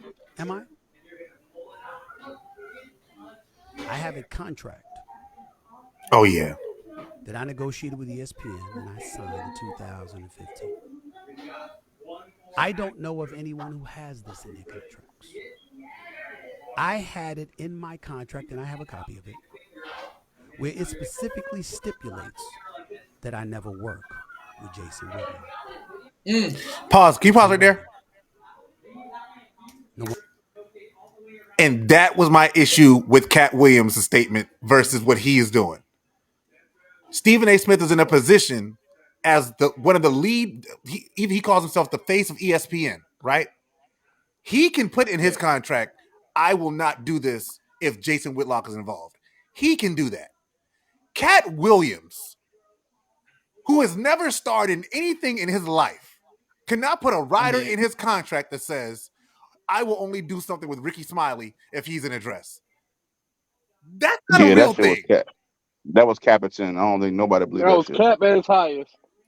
Like, so sorry. That's to make sure. That I wanted to point that out. Really, no, it was really a lot of Cap, and the Cap Williams interview was crazy. Dog. Sorry, I just want to make sure I pointed. You know what I'm saying? You ain't trying to get on that track with Cat though. Who, me? Nah. You ain't trying to get out there with that 4-4. I can drum up support for the hot box. 4-4-7. I can go out here and hand time a 4-2-4. What's up? I can run a 4-2-30. I can run a 4-2-30. Yo, 73-37 at halftime. God damn. Crazy work. I had Dame Lillard going for 25 tonight. I'm feeling pretty good. He got 17 already. Yeah, I'm feeling pretty good about it. Wonder you didn't see him on First Take. Stephen A. You didn't see him on Undisputed with Skip Bayless either. Skip Bayless wouldn't allow him on there. You didn't see him on Numbers Never Lie either. Jamel Hill and Michael Smith wouldn't allow him on there. Residente started on Skip Bayless. Nah, I don't like Skip Bayless. He's a bitch. For Fox Sports and Fox Sports Radio. Skip Baseless. Let me take a moment to tell you about Chris Broussard. But you like dry Rob Chris no pocket ass. We're not in this. Yeah, Rob's my guy. Fuck a Rob. Do you know? I like we talk baseball. I get baseball. Probably. Everything else, hell no. Yeah. He really do baseball well. In a monastery. I mean, Rob just be joking most of the time. I don't think he really be serious about other sports than baseball. Like, yeah, he's passionate about baseball. God-fearing. Yeah, I give him that. He's talking about Chris Broussard right now. You will ever encounter.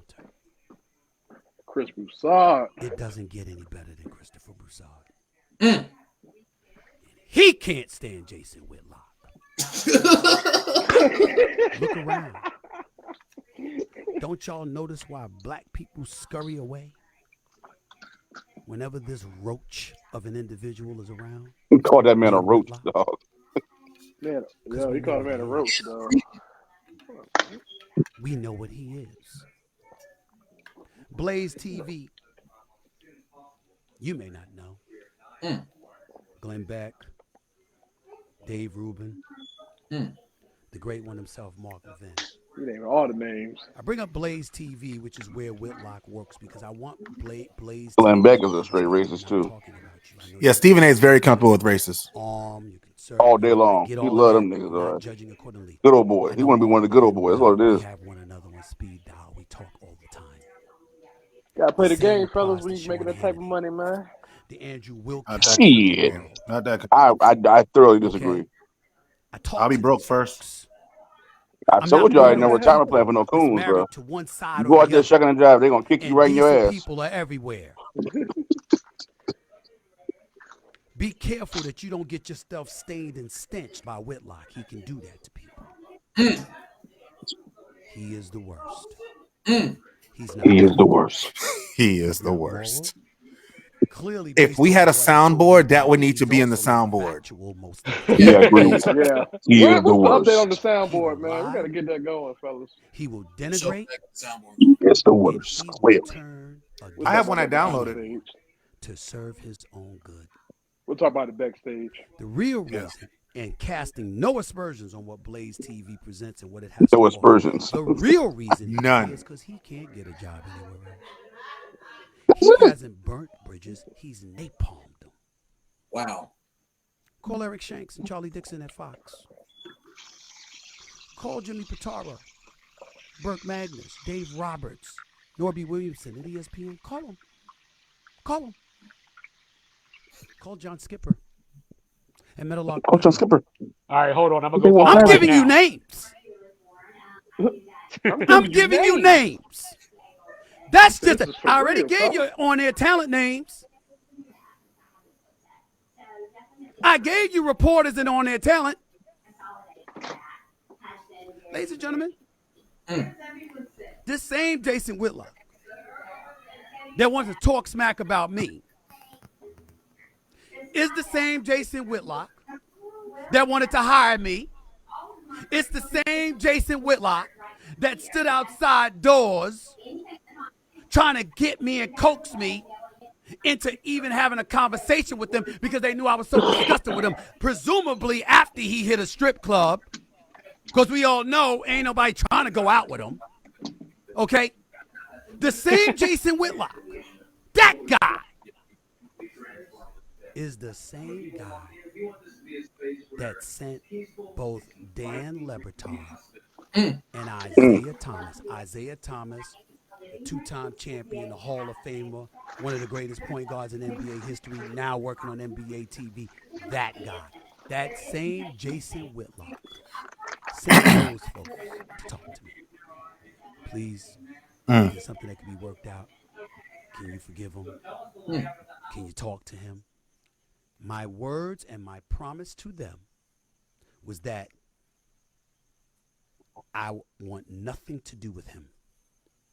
I will never hurt him from getting opportunities, but I'll be damned if I'm going to help him by being associated with him in any way.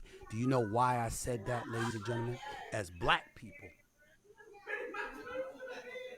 All right, Stephen. And I guess I was wrong. I should say at this particular moment in time, I was wrong to call He him a started fat explaining after bastard this. or a roach and all of this other stuff, because that's not my name for him.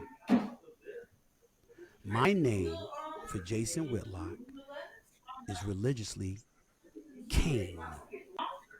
C-A-I-N. You see, a lot of black folks, we talk about how we're the original man on the face of this earth. Well, that means Cain was the original murderer, because he's the one, according to the Bible, who killed Abel. That's Jason Whitlock. He started explaining. You know that shit. I said we the first murderers. Him. Get the fuck out of here, man. Absolutely. He said he was the first murderer.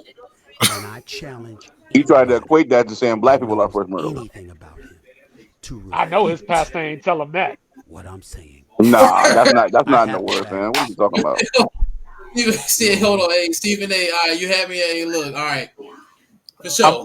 I'm gonna clean that up. I'm gonna clean that up for him. I'm gonna clean that up for him. Again, I don't like He Stephen A. started like nigga that. explaining. But what he was doing, he said, we as black people call ourselves the original man. He said that there are people, y'all have seen the black Israelites and all of them be walking around. You are the original man, my brother. First man on earth.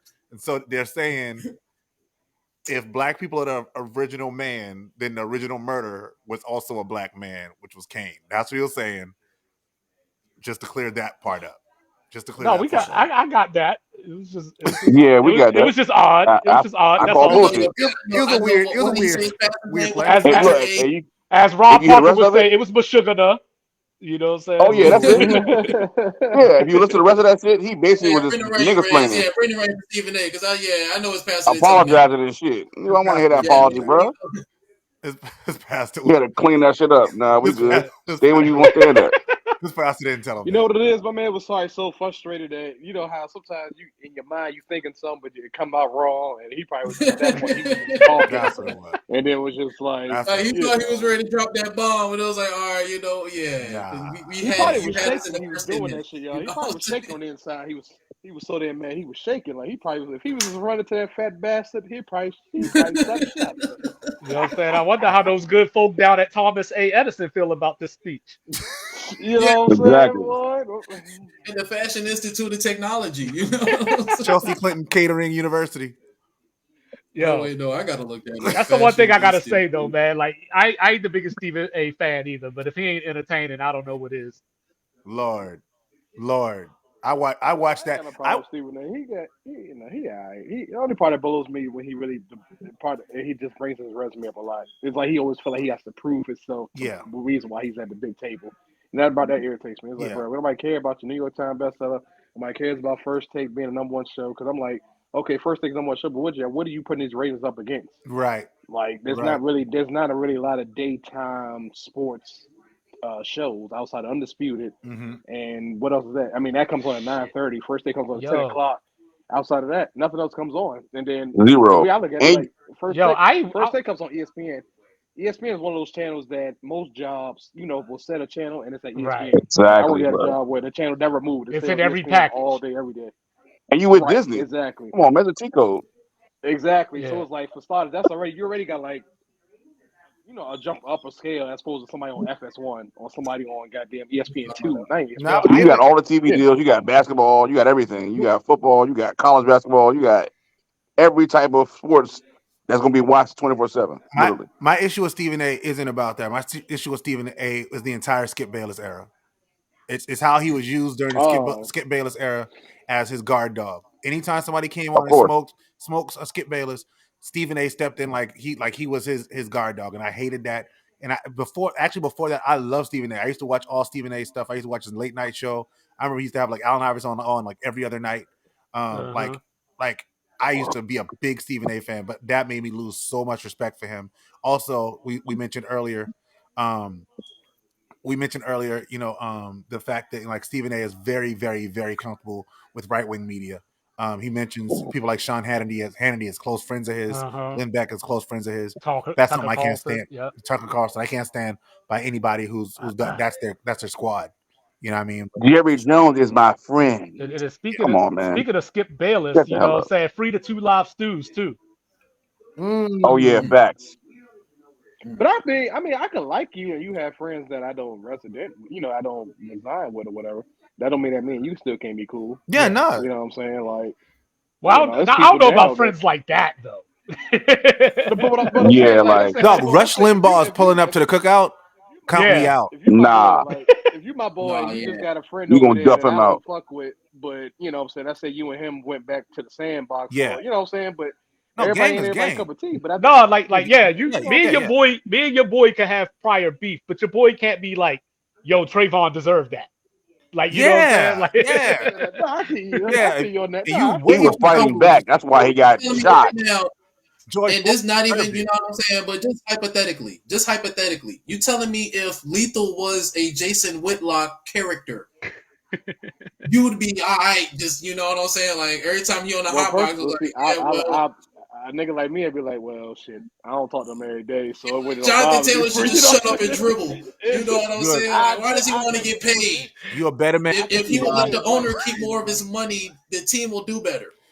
You Dead. know what I'm yeah, saying? you feel me? I'll just if he was like that, I'd put this way. Ralph, I would have came up there and chill with y'all. If you would have been like, yo, Lethal, we got to be like, oh hell no. Yeah, a I'm lethal over like, I'm here. gonna holler at Nah, you I'm later. good. You know what I'm saying? I'm good. Thank you. Nah, right. You know what's a good example of that? That Amanda girl. If I went anywhere Word. and you were like, yo, that Amanda Oh girl's yeah. gonna be there, I'm out. I'm cool on it. Yeah. Thank you. Fucking Out of here, dog. I'm cool. Nah, dog. Sorry. I'm fucking weak, I'm I dog. left chilling. my I'm good. refrigerator running. I gotta That get man on. in the hot box. Oh Lord. Oh no! I gotta thaw out this chicken. Yeah, man, we've approached the hour and a half mark, fellas. God dang. Did y'all talk about JJ McCarthy? No. No, we have not talked about JJ. Can we please, before we go, can we please talk about JJ McCarthy? What's up? What about JJ McCarthy? All right, cool. Yeah, let me kick my feet up. I want to hear this. All right. I guess we're going for a 2-hour mark, Ralph. Yeah, I'm confused. Like you act like this dude gonna be a first round pick or something. No. Like you act like we was like, yo, he's the greatest guy ever. Did you watch the game with the sound on, Mike? Which game you mean? The national championship? The national championship. Did you watch it with the sound on? I was at a Bulls game. Okay. Oh, that's right. So you didn't hear it. See, and this is what shades my experience with that game. I'm watching this game, and this man cannot complete a pass. In special situations, y'all gotta remember that game was a 7-point game or a very close game until the late parts of the fourth quarter. They ran off with it in the fourth quarter, but that was a very close game. They needed plays from JJ McCarthy. Nobody on the commentating team is like, "Yo, this guy's having a rough night." Nobody is mentioning it. We get to the Because final. you know what it is? It's the few throws that he made in the game, and I think that was just like, yeah, JJ is rocking. They gave him to Josh Allen. He completed 10, and it was 10 like passes. the being that they scored. Yeah, I get what you're saying. Yeah. 10 passes. I mean, it was almost like, kind of think about it. It was almost like Jason, he wasn't required to do a lot. No, he You see wasn't. what I'm saying? Yeah, He wasn't. Like, he But hasn't been all but the season rub though. came. But the rub came in the post game interview. Because if you watch the post game interview, the lady walks over to JJ McCarthy and says, "How does it feel to be the greatest quarterback in Michigan history?" oh Bullshit. yeah, I'm over there. Bull fucking shit. You see, Jim Harbaugh, he was caught up in the Dog, moment when he said And that. it was right there. It was right there I that was like, Tate Forcier threw what? his remote. What else I was you was supposed like, to say? what? Did You got they 15 watch and the 0. You just won game a that I national watched? championship. No, great Shane- accomplishment. Like you did that. Congratulations. But what the thing I was saying throughout the game was we had been talking, I think the week before Cups, we are talking about like the potential, like the possibility of like the Patriots, like Jim Harbaugh going to a team and making that his franchise quarterback. Oh no. Mm-hmm. Hey, No, I told you that one dude on ESPN compared him Oh to no. Andrew Luck. Oh no. They out of pocket for that. And that's the lens that I was watching the game through. No. I remember Andrew Luck in No. college. Like, does JJ have like leadership skills? Maybe. But they literally Semi. had a shaman or some kind of self-help coach on the side of the field encouraging this man throughout the game. Was anxiety. There Yeah, it's was crazy. so many things. And I was like, there's no way this is the dude that they're hyping up to be this guy. There's no way possible. That's like, do you see now? It's always been the Blake Karam show, really. No, but it's always been Blake show. But that's but even when I said I picked Michigan to win, I said give Blake the ball. Hey, so what you gonna say if JJ McCarthy win Rookie of the Year? Oh my God! Wow. I don't even see him getting drafted. To be honest with you, he may go in the 5th round. Maybe. Nah, he gonna get drafted. They had him like a late first round grade last I looked. He's gonna get drafted if for no other reason than the fact that Jim Harbaugh was gonna be in the league, and there's no way Jim Harbaugh lets him slip past the 3rd round. He might be. I don't know. He might be the Will Levis dude. You know, where he gonna have hype, and then he gonna be in the green room, and we gonna watch him every commercial. Or drink me. They're gonna sit him behind Justin Herbert. They're gonna sit him behind Justin Herbert. Watch. He might be Chase Daniels. Here come the video. Come on now, let him know. Let him know. Oh, y'all see what Adam said? You never ever heard us say about bro. JJ all season, dog. Y'all see what Adam said, right? Bro, they try, bro, and y'all gotta chill, bro, because the way that they tried to hype up Shea Patterson, you have to, bro. Come on, guys. Shea was Shea Patterson was bad, dog. Shea Patterson turned that shit off and burnt his jersey when they called JJ the best quarterback in this. Bro, when I seen Shea Patterson, I believe the hype too. I fell in for that shit. Did he start at Ole Miss or something like that? Yeah. He transferred over. I'm like, okay, here we go. We like Harbaugh finally got a quarterback. I said, oh no, he can't play at all. What number did Shea Patterson? He can't play. I think 10. I can't even remember. Who was the guy he was at Ole Miss. No, he wore number 2. He wore number 2, I think. It was like two, a weird two. Something like that. He wore 2 at Michigan. Yeah. Who's the guy that wore 98 or something like that? Well, you talking about the Ohio State game? No, that was a 33. Yeah, the 33. Yeah. Okay, that's what I thought you were talking about. Y'all had a quarterback that used to wear like a weird number, like 90. Oh yeah, I remember Devin Gardner. Yeah. Devin Gardner. Yeah, that's crazy. Yeah, he was a black dude. Oh, you pulling up the Northwestern game? That's what's gonna give you bro. What are we talking about here? You know what? He can't run though. And you know when everybody. When everybody was mad about Cincinnati getting into the playoffs, it was Michigan's fault for losing to Appalachian State in the first place. Oh yeah, true. They tricked that jump. I remember that jump. Had the block kick on. I was like, God damn, man. Thought we was gonna try to steal one that day. They still came back and beat us. Come on, bro. Y'all really gotta chill. It's like I understand. It's Michigan. Blah, blah, blah, that was a 3-yard pass. They just mad that SEC didn't win a championship. That's all it was. He ran 15 yards to complete a 3-yard pass. The SEC bias has to stop. Look at number 1. That's athleticism, rather than say that's athleticism. You know what I'm saying? Oh, wide out. Oh, it look like Joe Burrow. You know what I'm saying? You want to see. Joe Burrow. You wish Kane Klubnik was JJ McCarthy. No, I don't. Sure. You can't handle the truth. No, I don't. And y'all know how look at Joe Burrow Jr. Look at him. Look at Joe Burrow Jr. Look at him. Dog, that Drake May film we was watching last night looked a lot better than this. He said they had him in the Heisman Adam while said winning J.J. games with 100 yards passing. Yeah, before that Penn State game, they had him like top 5 on the watch list. That's sick. That's crazy. That's sick, So yo. that was the game that they took And him I've off been because he saying threw, it what was this it, 3 whole passes in time. the second half? They need their ass whooped for that shit. I've been saying it the whole time. The only thing we've been Denard needing Robinson's like, get the fuck out of here. ever since we've Denard had Robinson's the one. Harbaugh, we had. Denard Robinson was that They guy. almost yo. lost this game. Oh yeah.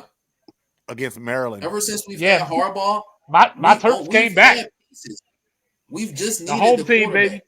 Oh no, this is a different year. You Yeah, going that's back? what it was though. We never had a quarterback. You're right. You going back to But you- old years? It's I was always talking about gonna this year. The team is gonna go as far as JJ McCarthy takes us. Because we had people. Everyone's gonna act the fool next year too. He's sweet in the NFL now. Donovan Peoples-Jones, Nico Collins. They was on Yeah, the I think same. he- They was on the Yeah, same. facts. Johnny Bell. I think he might come back, You had man. Shoemaker. He's I a think funny JJ guy. might come Shoemaker. back. Jake Moody. Jake Moody for sure. Yeah, Dog, facts. We Dog, we Jake had Moody missed ballers. Jake Moody missed an extra point and a field goal in the last game. Like I don't know, but You had Gary, and we had what's called for the Lions. Oh yeah, that's not even talking about the defense. Yeah, we already know. Yeah, I mean, come on, yo. We already know what the defense is now. Yeah, I think JJ might come back, man. You know, now that Quinn Ewers came I back. think so too. You know, I think he should come back. I mean, I'm what else shocked he gonna that do? Quinn Ewers came back. Quinn shouldn't have came Oh back. yeah, Quinn Ewers is coming back. Which one of those quarterbacks is going to hit the portal? Nobody. What I'll tell you is Quinn Ewers is coming back and he's about to lose his job. No, Arch ain't going nowhere. The only way Arch is leaving. The only way Arch is leaving is if Sark leaves. But Arch is saying a junior. they're gonna put Arch Manning on the bench. No, he's like a sophomore, I think. Yeah, I think he's a sophomore. You're right. So they're only going to give him a senior year, is what you're saying. Hey, you know what's real sick though? No, you know what's real sick is if these people are right, and Alabama really hires Sark, and then he takes Arch with him to Alabama. Wow. I heard that Alabama really wants to do it out of Washington. Caleb DeBoer. Yeah, they really want him. Yeah, Joel Klatt actually went on the herd today and said that he'd be shocked if it wasn't him. Yeah, they said they really want him. And people were talking like in South Carolina, like the big talk is Dabo going to leave? But what I told them is Dabo's going to be like the third or fourth option. I don't think if they put the four court press on and Dabo was the first choice, I think Clemson would lose Dabo to Alabama. But as a third or fourth choice, I think he stays because he's sick of Clemson fans. He is sick of Clemson fans. That's a fair point. He is definitely sick of Clemson fans. They're ungrateful. Yeah, you know, like I don't know if y'all heard his rant to Tyler. What he told Tyler? Yeah. Dog, he said, Tyler, I'm sure you've never done anything wrong in your life, Tyler. But let me tell you about me. Dog, this dude went off on Tyler. Yeah, he did. Yeah, I still say that was a plant too. You think so? Yeah, I think that was a plant. Like usually when you get on these shows talking to these coaches like that, they cut you off real quick. Dog, I thought it just seemed like he that was just the day. Like he just chose the day. Like he was fed up. Like this. Hey, Dabo I'm gonna give you what you called for the day. Dabo gave the dude the wave. He gave him the wave. Don't hang up. No, you stay on here, Tyler. You get this talking to. Why are they paying me $10 million, Tyler? I'll tell you why they're paying me. Oh man. But yo, what you got? So this is what's up? Oh yeah, the Celtics. It's 93-51. Yeah. Oh Lord. I seen they just pulled their starters. Yeah, 93-51. Who they playing? So what Milwaukee. Milwaukee's a gamer, what did they pull away? Oh, I should have known Mark could do that shit. Damn. And I fucked my bread up. It's 93-53. I'm seeing more ability. I don't know. When did they go on their streak? Was it the first quarter? It was the second quarter. It was a 30 it was like run? it was like a 27-0 run or something like that. Ooh, God. But yeah, it's 93-53 with 6 minutes left in the third quarter. Yeah, it's over. Cups, where would you draft JJ McCarthy? Second round. For sure. Rib. Second? Mm-hmm. I would take my first pick. My I second think one. very late second. Like if I could What? if I could tall? trade up to get like if I have a high third, if I could trade back up maybe in the mid second or the late A second to high get them. third. A high third will not be a bad pick. I could take. I would take a flyer on him in the third. Yeah. I You would gotta not take him in think, the first round. is he gonna go before Bo Nix with the film that he put out in the playoff? They See, said Bo Nix going in the first round. Yeah, I'm not Yeah, big on Nix Bo going the Nix first round. either, though. I'm not big on him I'm either. not big. Neither am I. Neither am I. But I'm saying, so you know, players drop and come out of nowhere like crazy, especially once the season. Now I remember N'Keal Harry came out of nowhere, like right before the draft. No, he ain't come out of nowhere. Belichick was the only motherfucker going to draft him. You're right. Facts. Bro. Because he's good at jump balls. Great coach. Remember, He wanted to be terrible Dez Bryant GM. Jr. Remember he took a lineman out of UMass or something in the first round? Yeah, Cole Strange. That's y'all's man. Cole Strange. He was out of Iowa, I Fuck believe. Cole Strange. Something like that. Sick, dog. Sick work. Y'all Man, witnessed like, Cole Strange. Y'all witnessed the picking and my green was reaction. horrible. Like, That's why I said oh my God. I don't want Belichick He nowhere near missed the on so many Cowboys. people. He need to go sit As the long fuck down somewhere. As long as he doesn't have GM capabilities, if he's just coaching, bro, Yeah, he golden, bro. Belichick could trade Oh, CD He Lamb could be our for. defense coordinator. He'll trade CD Lamb for a fourth rounder. He Exactly. definitely would. That shit confirmed. Did y'all see that thing that I sent to the GC? I just want to really read that real quick since we talking about Bill Belichick and his coaching abilities, where they was talking about where Bob Kraft had the meeting. And he was basically explaining, you know what I'm saying, and answering everybody's questions pertaining to the release or the parting ways of Bill Belichick. Just give me 1 second. It's coming up right here, right? I love how they do parting ways and resign for those coaches, but other guys they get No, fired. he was fired. He was fired. When he was talking They made about it sound right. He was fired. Yeah, he parted ways. That was respect. That was just respect for what he did. Yeah, that's respect. He was fired. Talking about That's all it is. possibly trading Belichick. He said, "I didn't trade Tom. I didn't want to trade Bill." Robert Kraft, one of the Patriots, will have any more immediate tributes. That's what Rez was saying. I think it'll be awkward since he's still coaching to bring closure. Rez said that as well when he was talking about retirement earlier. Yep. Yep. Asked if the Patriots considered taking personnel, say, away from Bill Belichick. Kraft said he didn't think it would work given that Bill Belichick had the power for 20 plus years. Yep. Which makes sense. Did he entertain removing Belichick's GM role and keeping him as the head coach? We thought about it. When you have someone like Bill who's had control over every decision, then to take some of that power away and give it to someone else, accountability is important to me. Is going to set up confusion. It wouldn't work in my opinion. That's called resting on your laurels. Kraft on why the Patriots fell off the last 3 to 4 seasons. I don't know. So many games were close. Is it the coaching? Is it personnel? Something isn't quite right. Said since Monday, he believes his relationship with Bill Belichick elevated to a new place as a result of going through such a hard process. It was one of these jumps that was really important. Robert Kraft says Bill Belichick didn't have full control until after the 3rd Super Bowl and that he built it up over time. In my opinion, he earned it and it worked pretty well most of the time. No, he didn't. Robert Kraft on what the Patriots are looking for in their next head coach. We're looking for someone that can help us get back to the playoffs and win, of course. Believe me, after my family, this is really one of the 2 most important assets in my life. Very upset we didn't win games. I promise I'll be focused to do the best that I can make sure. Blah blah blah. It was one thing to say Bill Belichick controlled all the money. That was a real important thing that I was salary saying. cap. That he controlled all the spending. He controlled literally everything. That makes sense. Yo, He was football operations guy. Remember when everybody tried to tell us that San Francisco was going to take Michael McCorkle Jones? Oh my gosh! Remember that? Y'all was the only ones going to take him. I don't. Oh, Mac. Yeah. Oh yeah. That's what I said.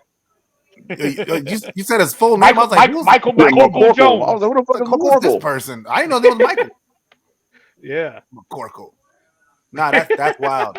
Oh, Dallas to the I saw listening to the Colin Cowherd show, and he was actually talking about why the Belichick the Dallas Cowboys thing wouldn't work, And I forgot that Bill Parcells coached the Cowboys, Oh and it didn't yeah, end well. Yeah, And yeah, that relation, told you like it's not going to end Belichick well. and Parcells, that's his OG.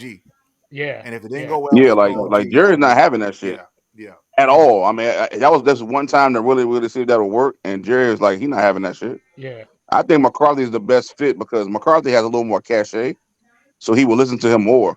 And again, the man has won 3 straight 12-5 seasons. So if You don't cut a guy like y'all that. lose in the first or second round of the playoffs, he will get fired the I next don't think day. so. The next day. I don't think so. I don't know about second round, but definitely Like if they lose this Dak weekend. came out. If y'all- Dak came out today and said him and McCarthy talk on the phone every Thursday for at least an hour. That sounds great. That's He's not cute. going nowhere. If he That sounds loses, great. if he He's not loses, going nowhere. I'm telling y'all. like the expectation is like y'all's expectation right now is that y'all gonna come to San Francisco and y'all gonna lose to us. That's the expectation. If y'all lose to the Packers on Saturday, he is fired by Sunday. By the time he wakes up I on doubt Sunday, okay. I can see it. I can see it. Dan Quinn will be relieved. He probably gonna leave, but I don't think he'll be fine. I don't think. Well, how would you say that? Like McCarthy had the number 1 offense all year. Like I'm like, what did he do to get fired? So it had to be somebody else Is doing that something your wrong. team's expectation? It's been a long, It could long be, but time. again, it's a team win. It's been a If we long time. win and we lose the team. So my thing is, I'm not gonna fire my head coach because the team played bad. What's it That been? Bro, that's doesn't the make sense to me. NFL, What's dog. it That's been? the What's it NFL, been? dog. They're ready to my If fire the Sirianni. defense give up 45 points, why would McCarthy get fired? What's it been? 27 years since they made the NFC Championship game? You wanted Mike Tomlin to get fired, and Mike Tomlin's never had a losing season. Mike Tomlin also is 9-8 in the playoffs. McCarthy is, I think, 11-7. Because he hasn't made it to the playoffs a bunch of times. And he got to the playoffs again 3 years in a row. He didn't rack up his wins with the Cowboys. Number 1. No. I'm talking about with the Cowboys now. We had number 1 seed, 11-7 against the Cowboys. wild card, and we got number 2 seed this year. He is not 11-7 with the Cowboys in the playoffs. No, I'm not saying I'm 11. I'm saying that he's got to the playoffs 3 years in a row straight. But I'm saying he hasn't racked up. He doesn't have the cachet with the Cowboys to hold his job in place if he loses in the wild card. I think he does. He's fired how many OCs? 1. He didn't have an OC before Kellen Moore? No. Was it Jason Garrett? No, it was No, Kellen Moore. Garrett was on That was NBC by then. Yeah, Jason Garrett coaching the Giants at that point. Yeah, Kellen Moore I was still agree. there when they fired So the Jason only- Garrett. so the That's only- what I'm saying. Kellen Moore, he let Kellen Moore get 2 years off, and he fired his ass because he realized in critical situations, Kellen Moore will call stupid ass plays, as y'all seen. The fucking Zeke play, the fucking quarterback draw on 3rd down and 14. That's Zeke Yeah. play. Come on, fam, that's not Mike McCarthy's fault. Yeah. That Zeke play is epic. No, we're That not. shit is disgusting. I think you misunderstand Yo. it. We're not saying that McCarthy's bad or anything. No, We just saying that Dallas, Jerry Jones in particular, has expectations, and it's been almost Y'all 30 missing years. Y'all missing it. Look how long he kept Jason Garrett. Jason Garrett was a Cowboy, though. Jason Garrett was a Cowboy as a player, and then He was 8-8. Brothers, he was 8-8. We lost every single year to the team that eventually won it. Like we lost to Philly 1 year, we lost to the Giants 1 year, we lost to the Redskins 1 year to not make the playoffs, and he still was there. Did Garrett have a 13-3? He had 1 year. That was Garrett it. had One. some good seasons. Garrett was there with the Tony Romo Yeah. year, and Tony Romo had some good years. He had a couple of good years, but he didn't have a whole lot of them. Tony Romo? Tony Romo only had a couple good years. Tony Romo is the reverse Josh They Allen. won't go with 13-3 every year though. They won't even. No, they was not. They had 1 good year with T.O., and we lost in the playoffs because we lost to the Giants. There was a year that they had I think he had Sherry Glenn. there was a year. 13-3. There was a year y'all had a Other than good that, year. bro, 8-8. That's it. 8-9, 9-7. Like we didn't really do anything. Wasn't there a good year y'all had and got like smashed by Minnesota or something? That was the Brett Favre year. Yeah. Was that But I think Jason Garrett? that was Parcells. Okay. And that was Parcells, I think. Okay. Sidney Rice went crazy on us, dog. Yeah, like Brett Favre went wild on us. I remember that, John. Hold on. I need. So, yeah, I mean, Go for it. Look at Jason Garrett record, brother. Like that shit. Yeah. Like mediocre. The I'm not TO looking at season. Jason Yeah, because the 13-3 was that's my quarterback year. Exactly. Yeah. And then Yes. after that, Right. they also went 13-3. I think the year before Dak got there. No, 2014. I think 2014. Whenever they had DeMarco Yes. Murray, and then they had the Dez Bill Bryant Callahan was problem. our offensive line coach. Yes. Yes. All right. That was another 13. 2019. That was the last year. That was the last year with Garrett, right? Last year with Garrett, they went 8-8. They were 10-6, 9-7, 13-3, 4-12 one year. We had because Dak got hurt, and we had Andy Dalton. 12-4, 8-8, 8-8, 8-8. Those are all the Garrett years. And then the year he Yeah. took over for Phillips, so 6-10. Yeah, Wade But Phillips. they made the Yeah. playoffs. They made the playoffs 1, 2, 3 of those years. And I want to say they lost in the first round each of those years. Yeah. Dak was the quarterback 2 of those years. Because they beat. Hold up, was it the Eagles? Y'all beat? No. No. Dak first year we beat Seattle in the first game. They lost a in the rookie. division. They lost in the divisional. Yeah, we lost to the Rams on my birthday. Yeah. They came in and ran shacked on us. Couldn't stop the run. Yeah, almost 300 yards rushing on us. I remember that. With the little small number 35, Yo. he was killing our ass. How they gonna flip the? How they gonna flip? Todd Gurley was going crazy. How they gonna flip the Boston game to like another game that's like 19 points? Yo, that's crazy. It's like, yo, let's get this 40-point game off of TV. Let's give them a 19-point game. So my point Wow. about Dallas is my point about the Dallas thing is that it all comes down to the expectation. If Jerry is cool with being 12-5 and losing in the first and second round of the playoffs, He is. cool. But Jerry Jones has never been cool with that. No, I think that you're thinking about Jerry Jones in the 90s. Jerry Jones now is comfortable with just being okay, being entertaining, getting us to a certain point. He doesn't care about really winning a championship. If he did, he wouldn't let Mark Cooper walk away for a fifth round pick. No, but that's the thing. Like, but Jerry Jones wants to win. He just wants to win his way. That's all. But how was it his way if that's a dumbass decision? Right, but it's Jerry Jones. It was his Jerry decision. It's his decision. I'm a winner. I'm a lose based on my decision. I want So to win. again- Just like he had Jimmy Johnson, right? He had Jimmy Johnson. Let Jimmy Johnson go because Jimmy Johnson was getting too much of the credit for the winning. Brought in Barry Switzer. Yeah. Barry Switzer wins 1 year with Jimmy Johnson's team, and then it's like, oh, well, this ain't working either. Gets rid of and just starts cycling through coaches. Like, Yeah. if their expectation isn't to win a championship, then losing in the first round means nothing. But if your expectations, Jerry Jones, with the team that you have, is at minimum, we're going to NFC Championship, which is where all of us think that they should be at minimum. Like Hey, I'm expecting to be there. That's what I picked them before the I season. think they went to the Super Bowl, but I'm just saying, far as for me, I don't see him firing Mike McCarthy because of the fact that That's a change, by the way. he knows. Huh? That's a change, by the way. That's the first time you've said that. So I'm gonna put that out there. I have said that. Yes, this is the first time I have said that. Yes, As long as we just want to make sure we confirm. and I also said we would be the 2 seeds too, and nobody believed me. Just want to make sure we confirm. I like to document things when they happen. Facts. I mean, we the 2 seed. I look. That's the only way I felt like we could actually make it by ducking y'all. I told you that. Dallas, Mike. What you said, Cups? What is that? Not stand on that business, Dallas, Mike. Yeah. You said what now? He said stand on business. Oh yeah, of course, of course. So all I'm saying is, if somehow Dallas loses in the first or second round, don't come in here and say I told y'all that we was gonna lose. Nah, never that. I think the Packers they're beatable. I think that any other team we got to play other than probably Philly. I mean, they might, like I said, I think Philly gonna win personally. So I want to see Dallas I don't play know. the Rams. We got to beat the Rams already. Easy work. I know. I want to see the rematch. The Rams are better than they were I earlier feel this you. year. I'll say that. Okay, well, But I I'm not think saying I think they're the same. I don't think they should beat y'all. But I'm just saying they are playing much better than they were earlier in the season. They're playing much better than they were earlier in the season. This is subjectable. I think they got on the run after they beat the shit out of them. Personally, Yeah, that's dope. Word. So I know I kept y'all on because I got on late. I'm sorry, but No, you good, my brother. oh, no, we in the mix, though. We chilling. We good. I'm cool. But look, I do have one more thing at the end. If I can end this, if you don't mind. Yeah. I'm cool. I do want to pull up this Cincinnati Bengals shit that we want to talk about. Since I was out of town, you were trying to handicap me. I happened to pull up a couple of these rosters that you said were not better than the Dallas Cowboys. Hold on. So here's Joe Burrow's rookie year. Okay. Oh, you saying the roster's not better than the Dallas Cowboys? Okay, all right, cool. Here we go. This is their roster for 2020 Can we put this conversation back in context just so I can make sure I know what we're talking about? Have to. You said that you felt like the Cincinnati Bengals had more talent than the Dallas Cowboys. And I said I disagree. No, you You said that. said that. No, I said that Cincinnati You said We that. said Cincinnati no. team were not better than that. We said that we But said that we thought Burrow was better than Dak. You That's what said, we said. well, that's because he got that roster. You And said he we has better said talent. yeah. Dallas's roster is better.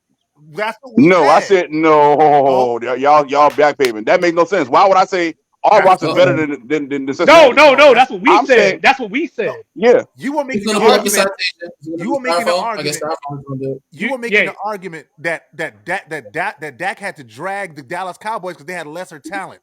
That's the point that you were making, and we were saying Yes, my no. point. We said no. You said Dak has always had talent. We were talking about CeeDee Lamb. We talked about Zeke when Zeke was Zeke. We were talking about like the players that was on that team, and you saying no, we had bums on the team, and you started yeah. You naming was like, fuck that. We the had six Anthony Brown. wide And I'm receivers on the telling you, team. yes, that's my point. And I'm telling you that Cincinnati had better teams. They had better teams than us. I don't agree, but yeah. All right, here we go. Here But we go. y'all do y'all thing. I'm Joe out. Burrow Sports rookie reports year. is ordered. I'm out. Go ahead, go ahead. Joe Burrow rookie year. He Yeah, had look, Giovanni Bernard, Dallas Sports Reports has AJ ordered name Brown. my boy 25 in the building. Go He ahead. All had right. AJ Green. He had T Higgins. You have on the defense now. This is where it gets really, really fucked up. You had Michael Johnson on this defense now. You had Sam Hubbard, Carl Lawson, Jermaine Pratt, Bates, Von Bell. I haven't heard one Hall of Famer yet.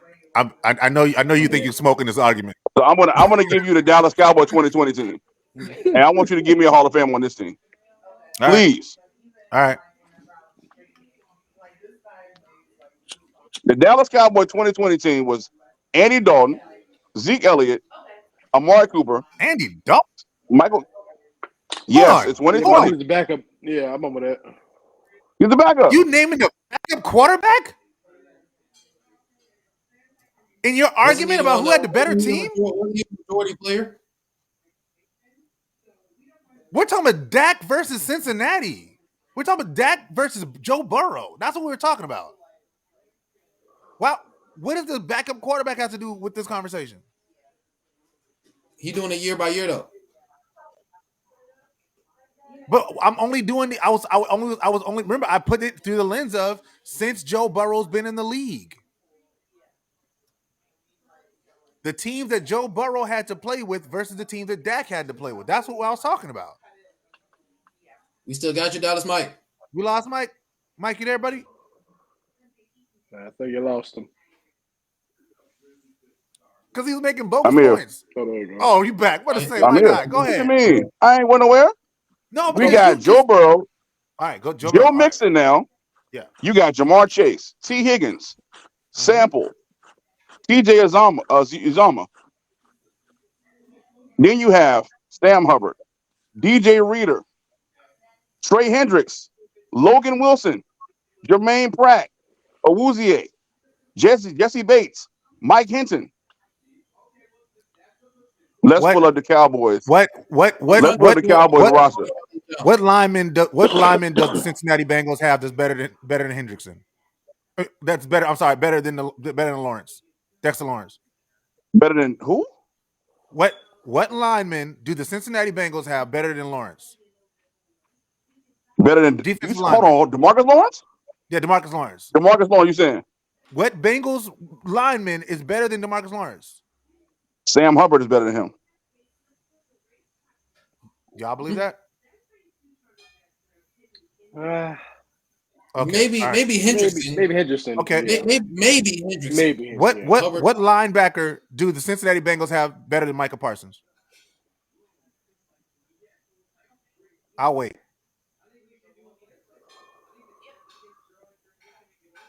Where was y'all talking about this junk in the group chat? No, this was on the box. Oh shit. What corner do the Cincinnati Bengals have better than Deron Bland? Got a point there. You talking about right now? I'm talking about right now. Are we talking about right over the last now 4 or years? back when? Over the last 4 years, what player have they had better than these Whatever. players? I'm just saying, like, Speak to fact. Dallas Mike. CeeDee Dallas. I think he got glitchy internet. Yeah, I think he's going in and out. CeeDee Lamb is outplayed. I mean, Jamar Chase has been injured this year, and he's had a quarterback out. But I can't say that if CeeDee Lamb, if Jamar Chase was fully healthy and like he'd be outplaying CeeDee Lamb. CeeDee Lamb's giving like godly numbers, bro. Well, that's for one season though. You think Jamar Chase is better? You think CeeDee Lamb is better than Jamar Chase? This year, Really? yes. This year, yes. Of course, this year. I'm just telling you. You said over the course of how long he's been there. Over the course of his career, no. That's my point. Dak has not played with anybody on the same level as that or T. Higgins. Or T. Higgins? But that's one player. Who is better than T. Higgins on our team? He had Amari Cooper. And what happened to Amari Cooper? He got traded for a 5th round pick. Tyler Boyd? No. See, no. That's again changing the argument. When these are he had more talent than Dak. With Dak. Hold on. These are players that were playing with Dak. Is Amari Cooper better or not than T. Higgins? No. No. Amari Cooper does not show up on the road. Cups. Who's better, T. Higgins or Amari Cooper? I'm telling you, with the Dallas Cowboys, Amari Cooper never showed up on the road. We have 2 other people. Never. Who's better? T. Higgins or Amari Cooper? Roll in Cups. Hey, Ro. Say it again. My bad. I apologize. What did you say? Who is better, Amari Cooper or T. Higgins over the last 4 years? Last 4 years. Last 4. I probably would say. Coop for real. Y'all would really say Cooper, really? Yes, you really. You said Amari Cooper was y'all's one. He is our one. He was our one. How is he better than T. Higgins? T. Higgins arguably that year they went to the Super Bowl was probably playing some of the best football in the NFL at that time. He wasn't playing better than Jamar Chase. Behind Jamar Chase. Playing better than Amari Cooper. See, he was to me. T. Higgins was he was balling. If they would have given him that contract. That's the problem, bro. When you say to me, that means I am removing the actual facts and putting in my opinion where facts should be. Definitely not. At the end of the day, T. Higgins had. Let's put the numbers up then. Since you want to, we can go there. Amari was. Put the numbers up when Amari was with the Cowboys and T. Was with box, please. He was with Cincinnati. I guarantee you, T. Higgins better. The numbers are better than Amari Cooper's. Bro. Amari Cooper wasn't even better than CeeDee Lamb that year. Pull up the numbers, bro. Come on, fam. What are we talking about? Yeah. He didn't even show up on the road. I'm a Cowboy fan. Amari Cooper was lackadaisical. Amari Cooper takes him out of games. Yeah, I could agree. He would say, "Yo, I'm not playing." I watched him against Gilmore. He just quit. He literally quit. Jason Garrett benched him for Tavon Austin in the game. But then you kill the Kyle Amari Cooper goal with you saying that. How do you make both arguments? Because we didn't replace him. That's why. You don't let a guy that go and don't replace him. The following year, you come back to the season with James Washington and just starting receiver. Come on, man. That's not football. Who would do that? What an idiot.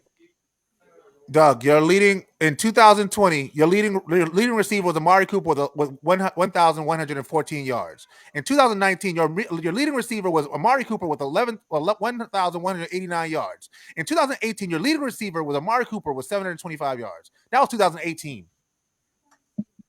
We talking about 2020.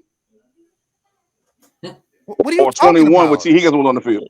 2020, he led y'all's team with 11,014. I'm saying compared to T. Higgins, though. 11,014 yards in 2020. Compared to T. Higgins, though. What was his numbers, though? All right. Hold on, wait, no. Wait, I got this right. Put the side by side up, please. Oh, you doing it? I got you. Please do. I got it right here. And I love T. Higgins. That's a Carolina kid, man. Like, come on, man. This is since 2020.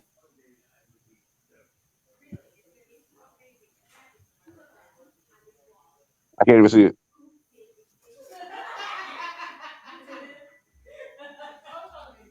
He beats him in receiving, receptions, yards, touchdowns. He also played more games.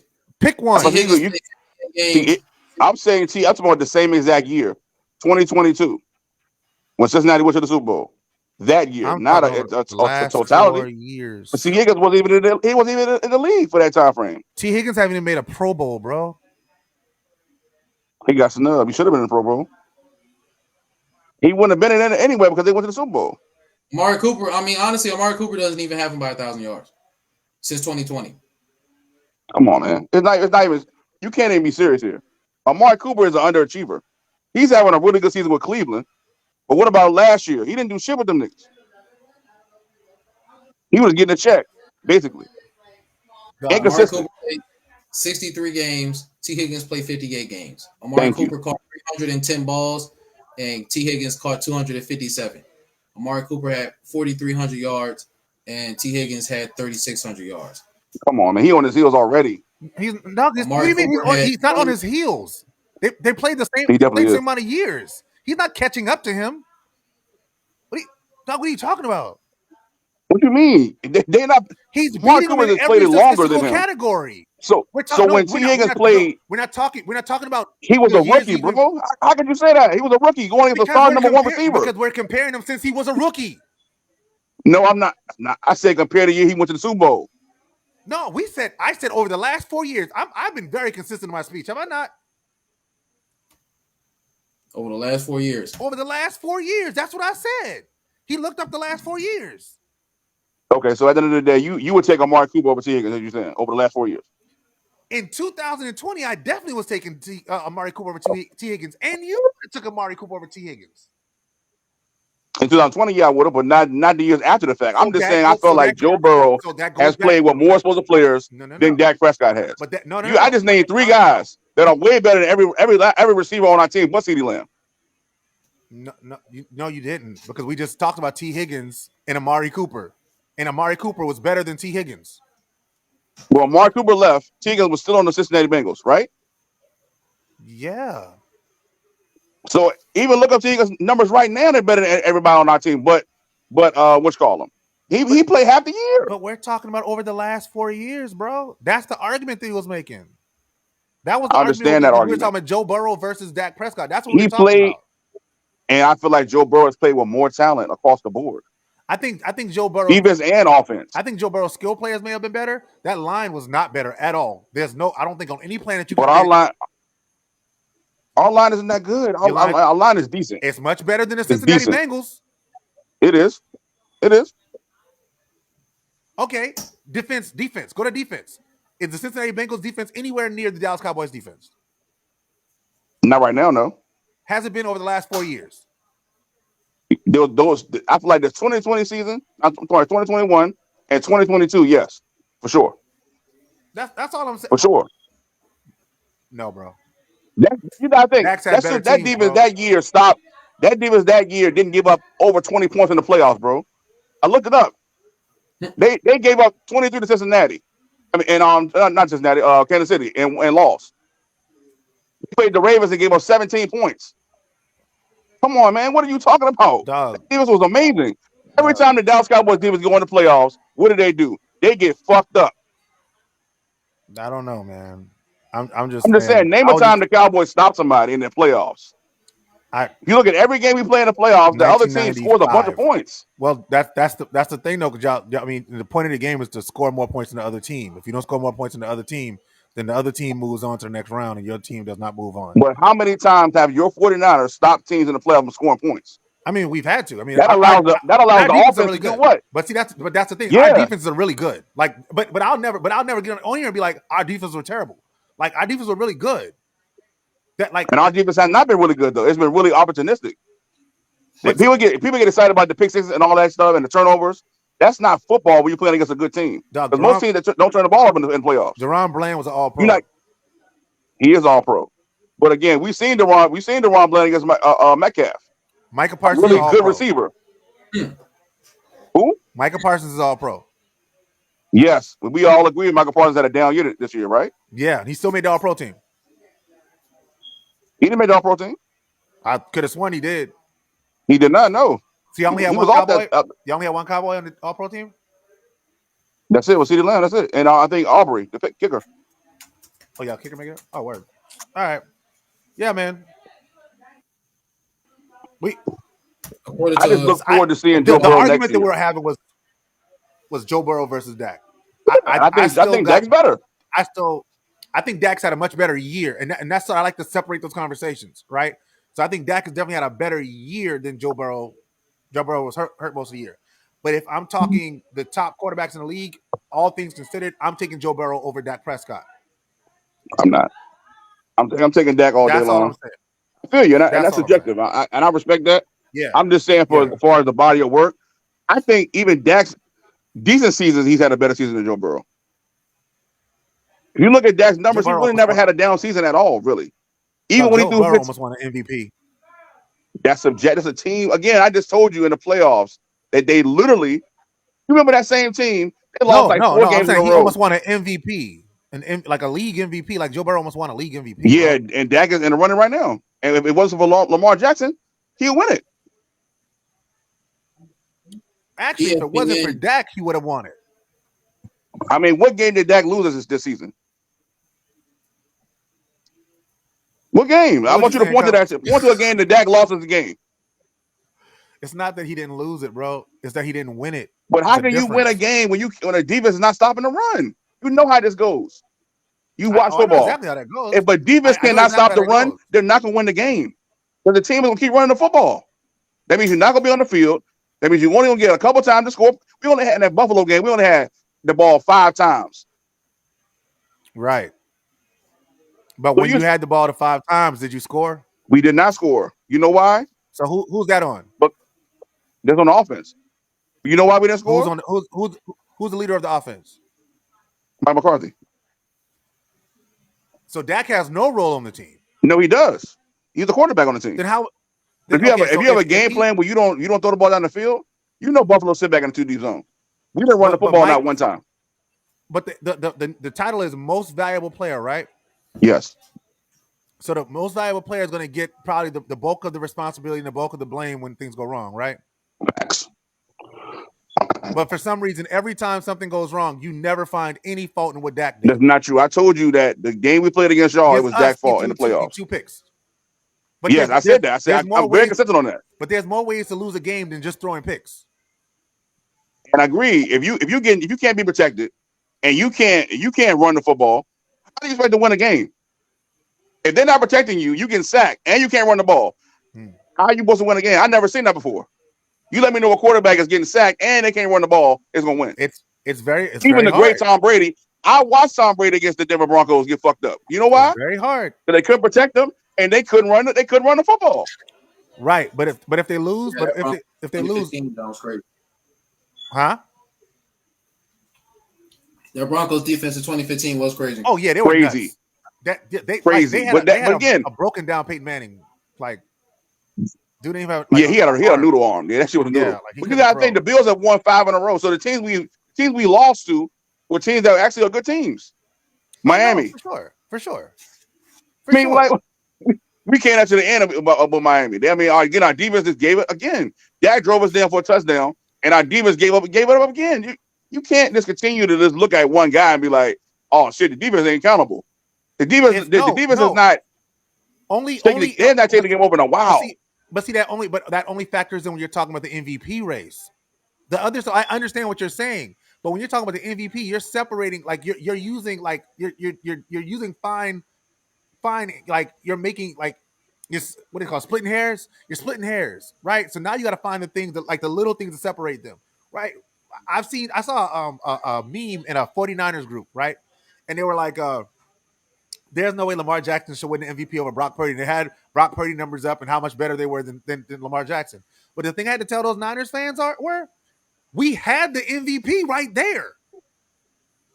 The night we came out and had MVP, we did not play well. And we can say it's because he threw picks or it don't matter, dude. We lost. I feel like again, Lamar is not undefeated. Badly. He lost to Pittsburgh. That's a bad loss. He lost to the Browns, and they came back and beat them. He did. But he threw an interception. But those losses, you know what I'm saying? So they don't hold that. It was not that early. It's around the same time frame. And those weren't. Because it was early, we got to forget about it. I'm not saying it still happened though. I'm telling you how the voters vote, bro. I feel So you you. got I know how voters they vote. vote. I'm just telling you. Yeah. I understand how they vote. I'm saying what their voting process is wrong. It's flawed. Because think about this, right? Most times they're not even watching these games, bro. Like that's why They're I get not. mad. That's why I get mad when people try to assess Brock Purdy and like when the narratives are floating around. Because I'm like, y'all not watching this dude. Y'all not seeing They're this not what this watching. guy is doing, and y'all are just going Eh, based on like highlight clips that y'all are seeing. Y'all don't understand what this dude is doing in the course of the game. So I get really Definitely. mad The about that. checks. But then, I those feel you. games, And you should be. yeah, but those games where they're nationally televised games where everybody's watching like the Fox game of the week and the Sunday night games and then Monday night games, they put more on those games than they put on the other games. So even though we beat the Eagles on America's game of the week and Brock looked amazing against the Eagles, Brock looked amazing against the Cowboys in those games, we had a game on Christmas night, bro. And he looked like trash. He looked awful. Even the people who held the Cleveland game against Brock didn't actually watch the game. They don't know what Yeah, sure they happened in didn't. that game. They They don't. just like, oh, he They threw. don't. They don't know what happened in that game. They They don't. don't And realize that's why that Brock. that's why I put him. When you asked me last week, I put him in my top 5 because I watched him play all year. Yes, And he, for yes, one, is the checks of the line. He's making the right read every single time. He reminds yes, me of like a young Mark Bolger, or like who just literally just is really really thinking yeah, to play through and seeing it yeah, two or three yeah, motions before it actually happens. yeah, They, yeah, he gets no credit for that. yeah. Nah, but that's And to that's me, I sort feel of like that's good. yeah. That's quarterback play to me. But see, the thing about the Cowboys is that the Cowboys are the game of the week most weeks, so they judge y'all on a Exactly. different scale than they judge other teams. I think And I feel like it's judged unfairly. Dak will be top 2. I mean, he should be top 2 if they don't Yeah, do they like a probably will Christian be. McCaffrey kind of thing. But I think they're going to give it to Lamar, Yeah, I bro. mean, they probably will. But they've been wanting to get. Again, I have no problem with Lamar winning it because I mean, like you said, in the biggest game of the year between the two best teams, Yeah, he they smoked. won. Yeah, he came out and did his thing. And he played well. So I mean, you can't take away from him. I'm just saying, but if you want to look at the numbers, if you want to look at the totality of a season, like Dak, without Dak, we wouldn't be where we at. I agree. You know what I'm saying? So we wouldn't even be near the playoffs. I feel like it would be like another. Again, we've seen Dak with Andy Dalton there. We've seen Dak without with Zeke was still there, and they gonna say, "Oh, Zeke is the drum." How can Zeke be the drum force of the team and Zeke's still there and we don't win? O line is still there. Dak is not there, but he the drum force of the team. That's why I never believed none of that shit they was talking about. Dak is the reason why we win football games. That's it. Do you believe that Dak is the driving force of the team? He always Mm, been to me since the rookie mm, year. mm. What Since the quarterback? rookie year What quarterbacks could you put? What good quarterback could you put on that team and they not win like they won? for our 2016 season. I'm talking about right now. But right now, man, I'm telling you, we have a lot of deficiencies.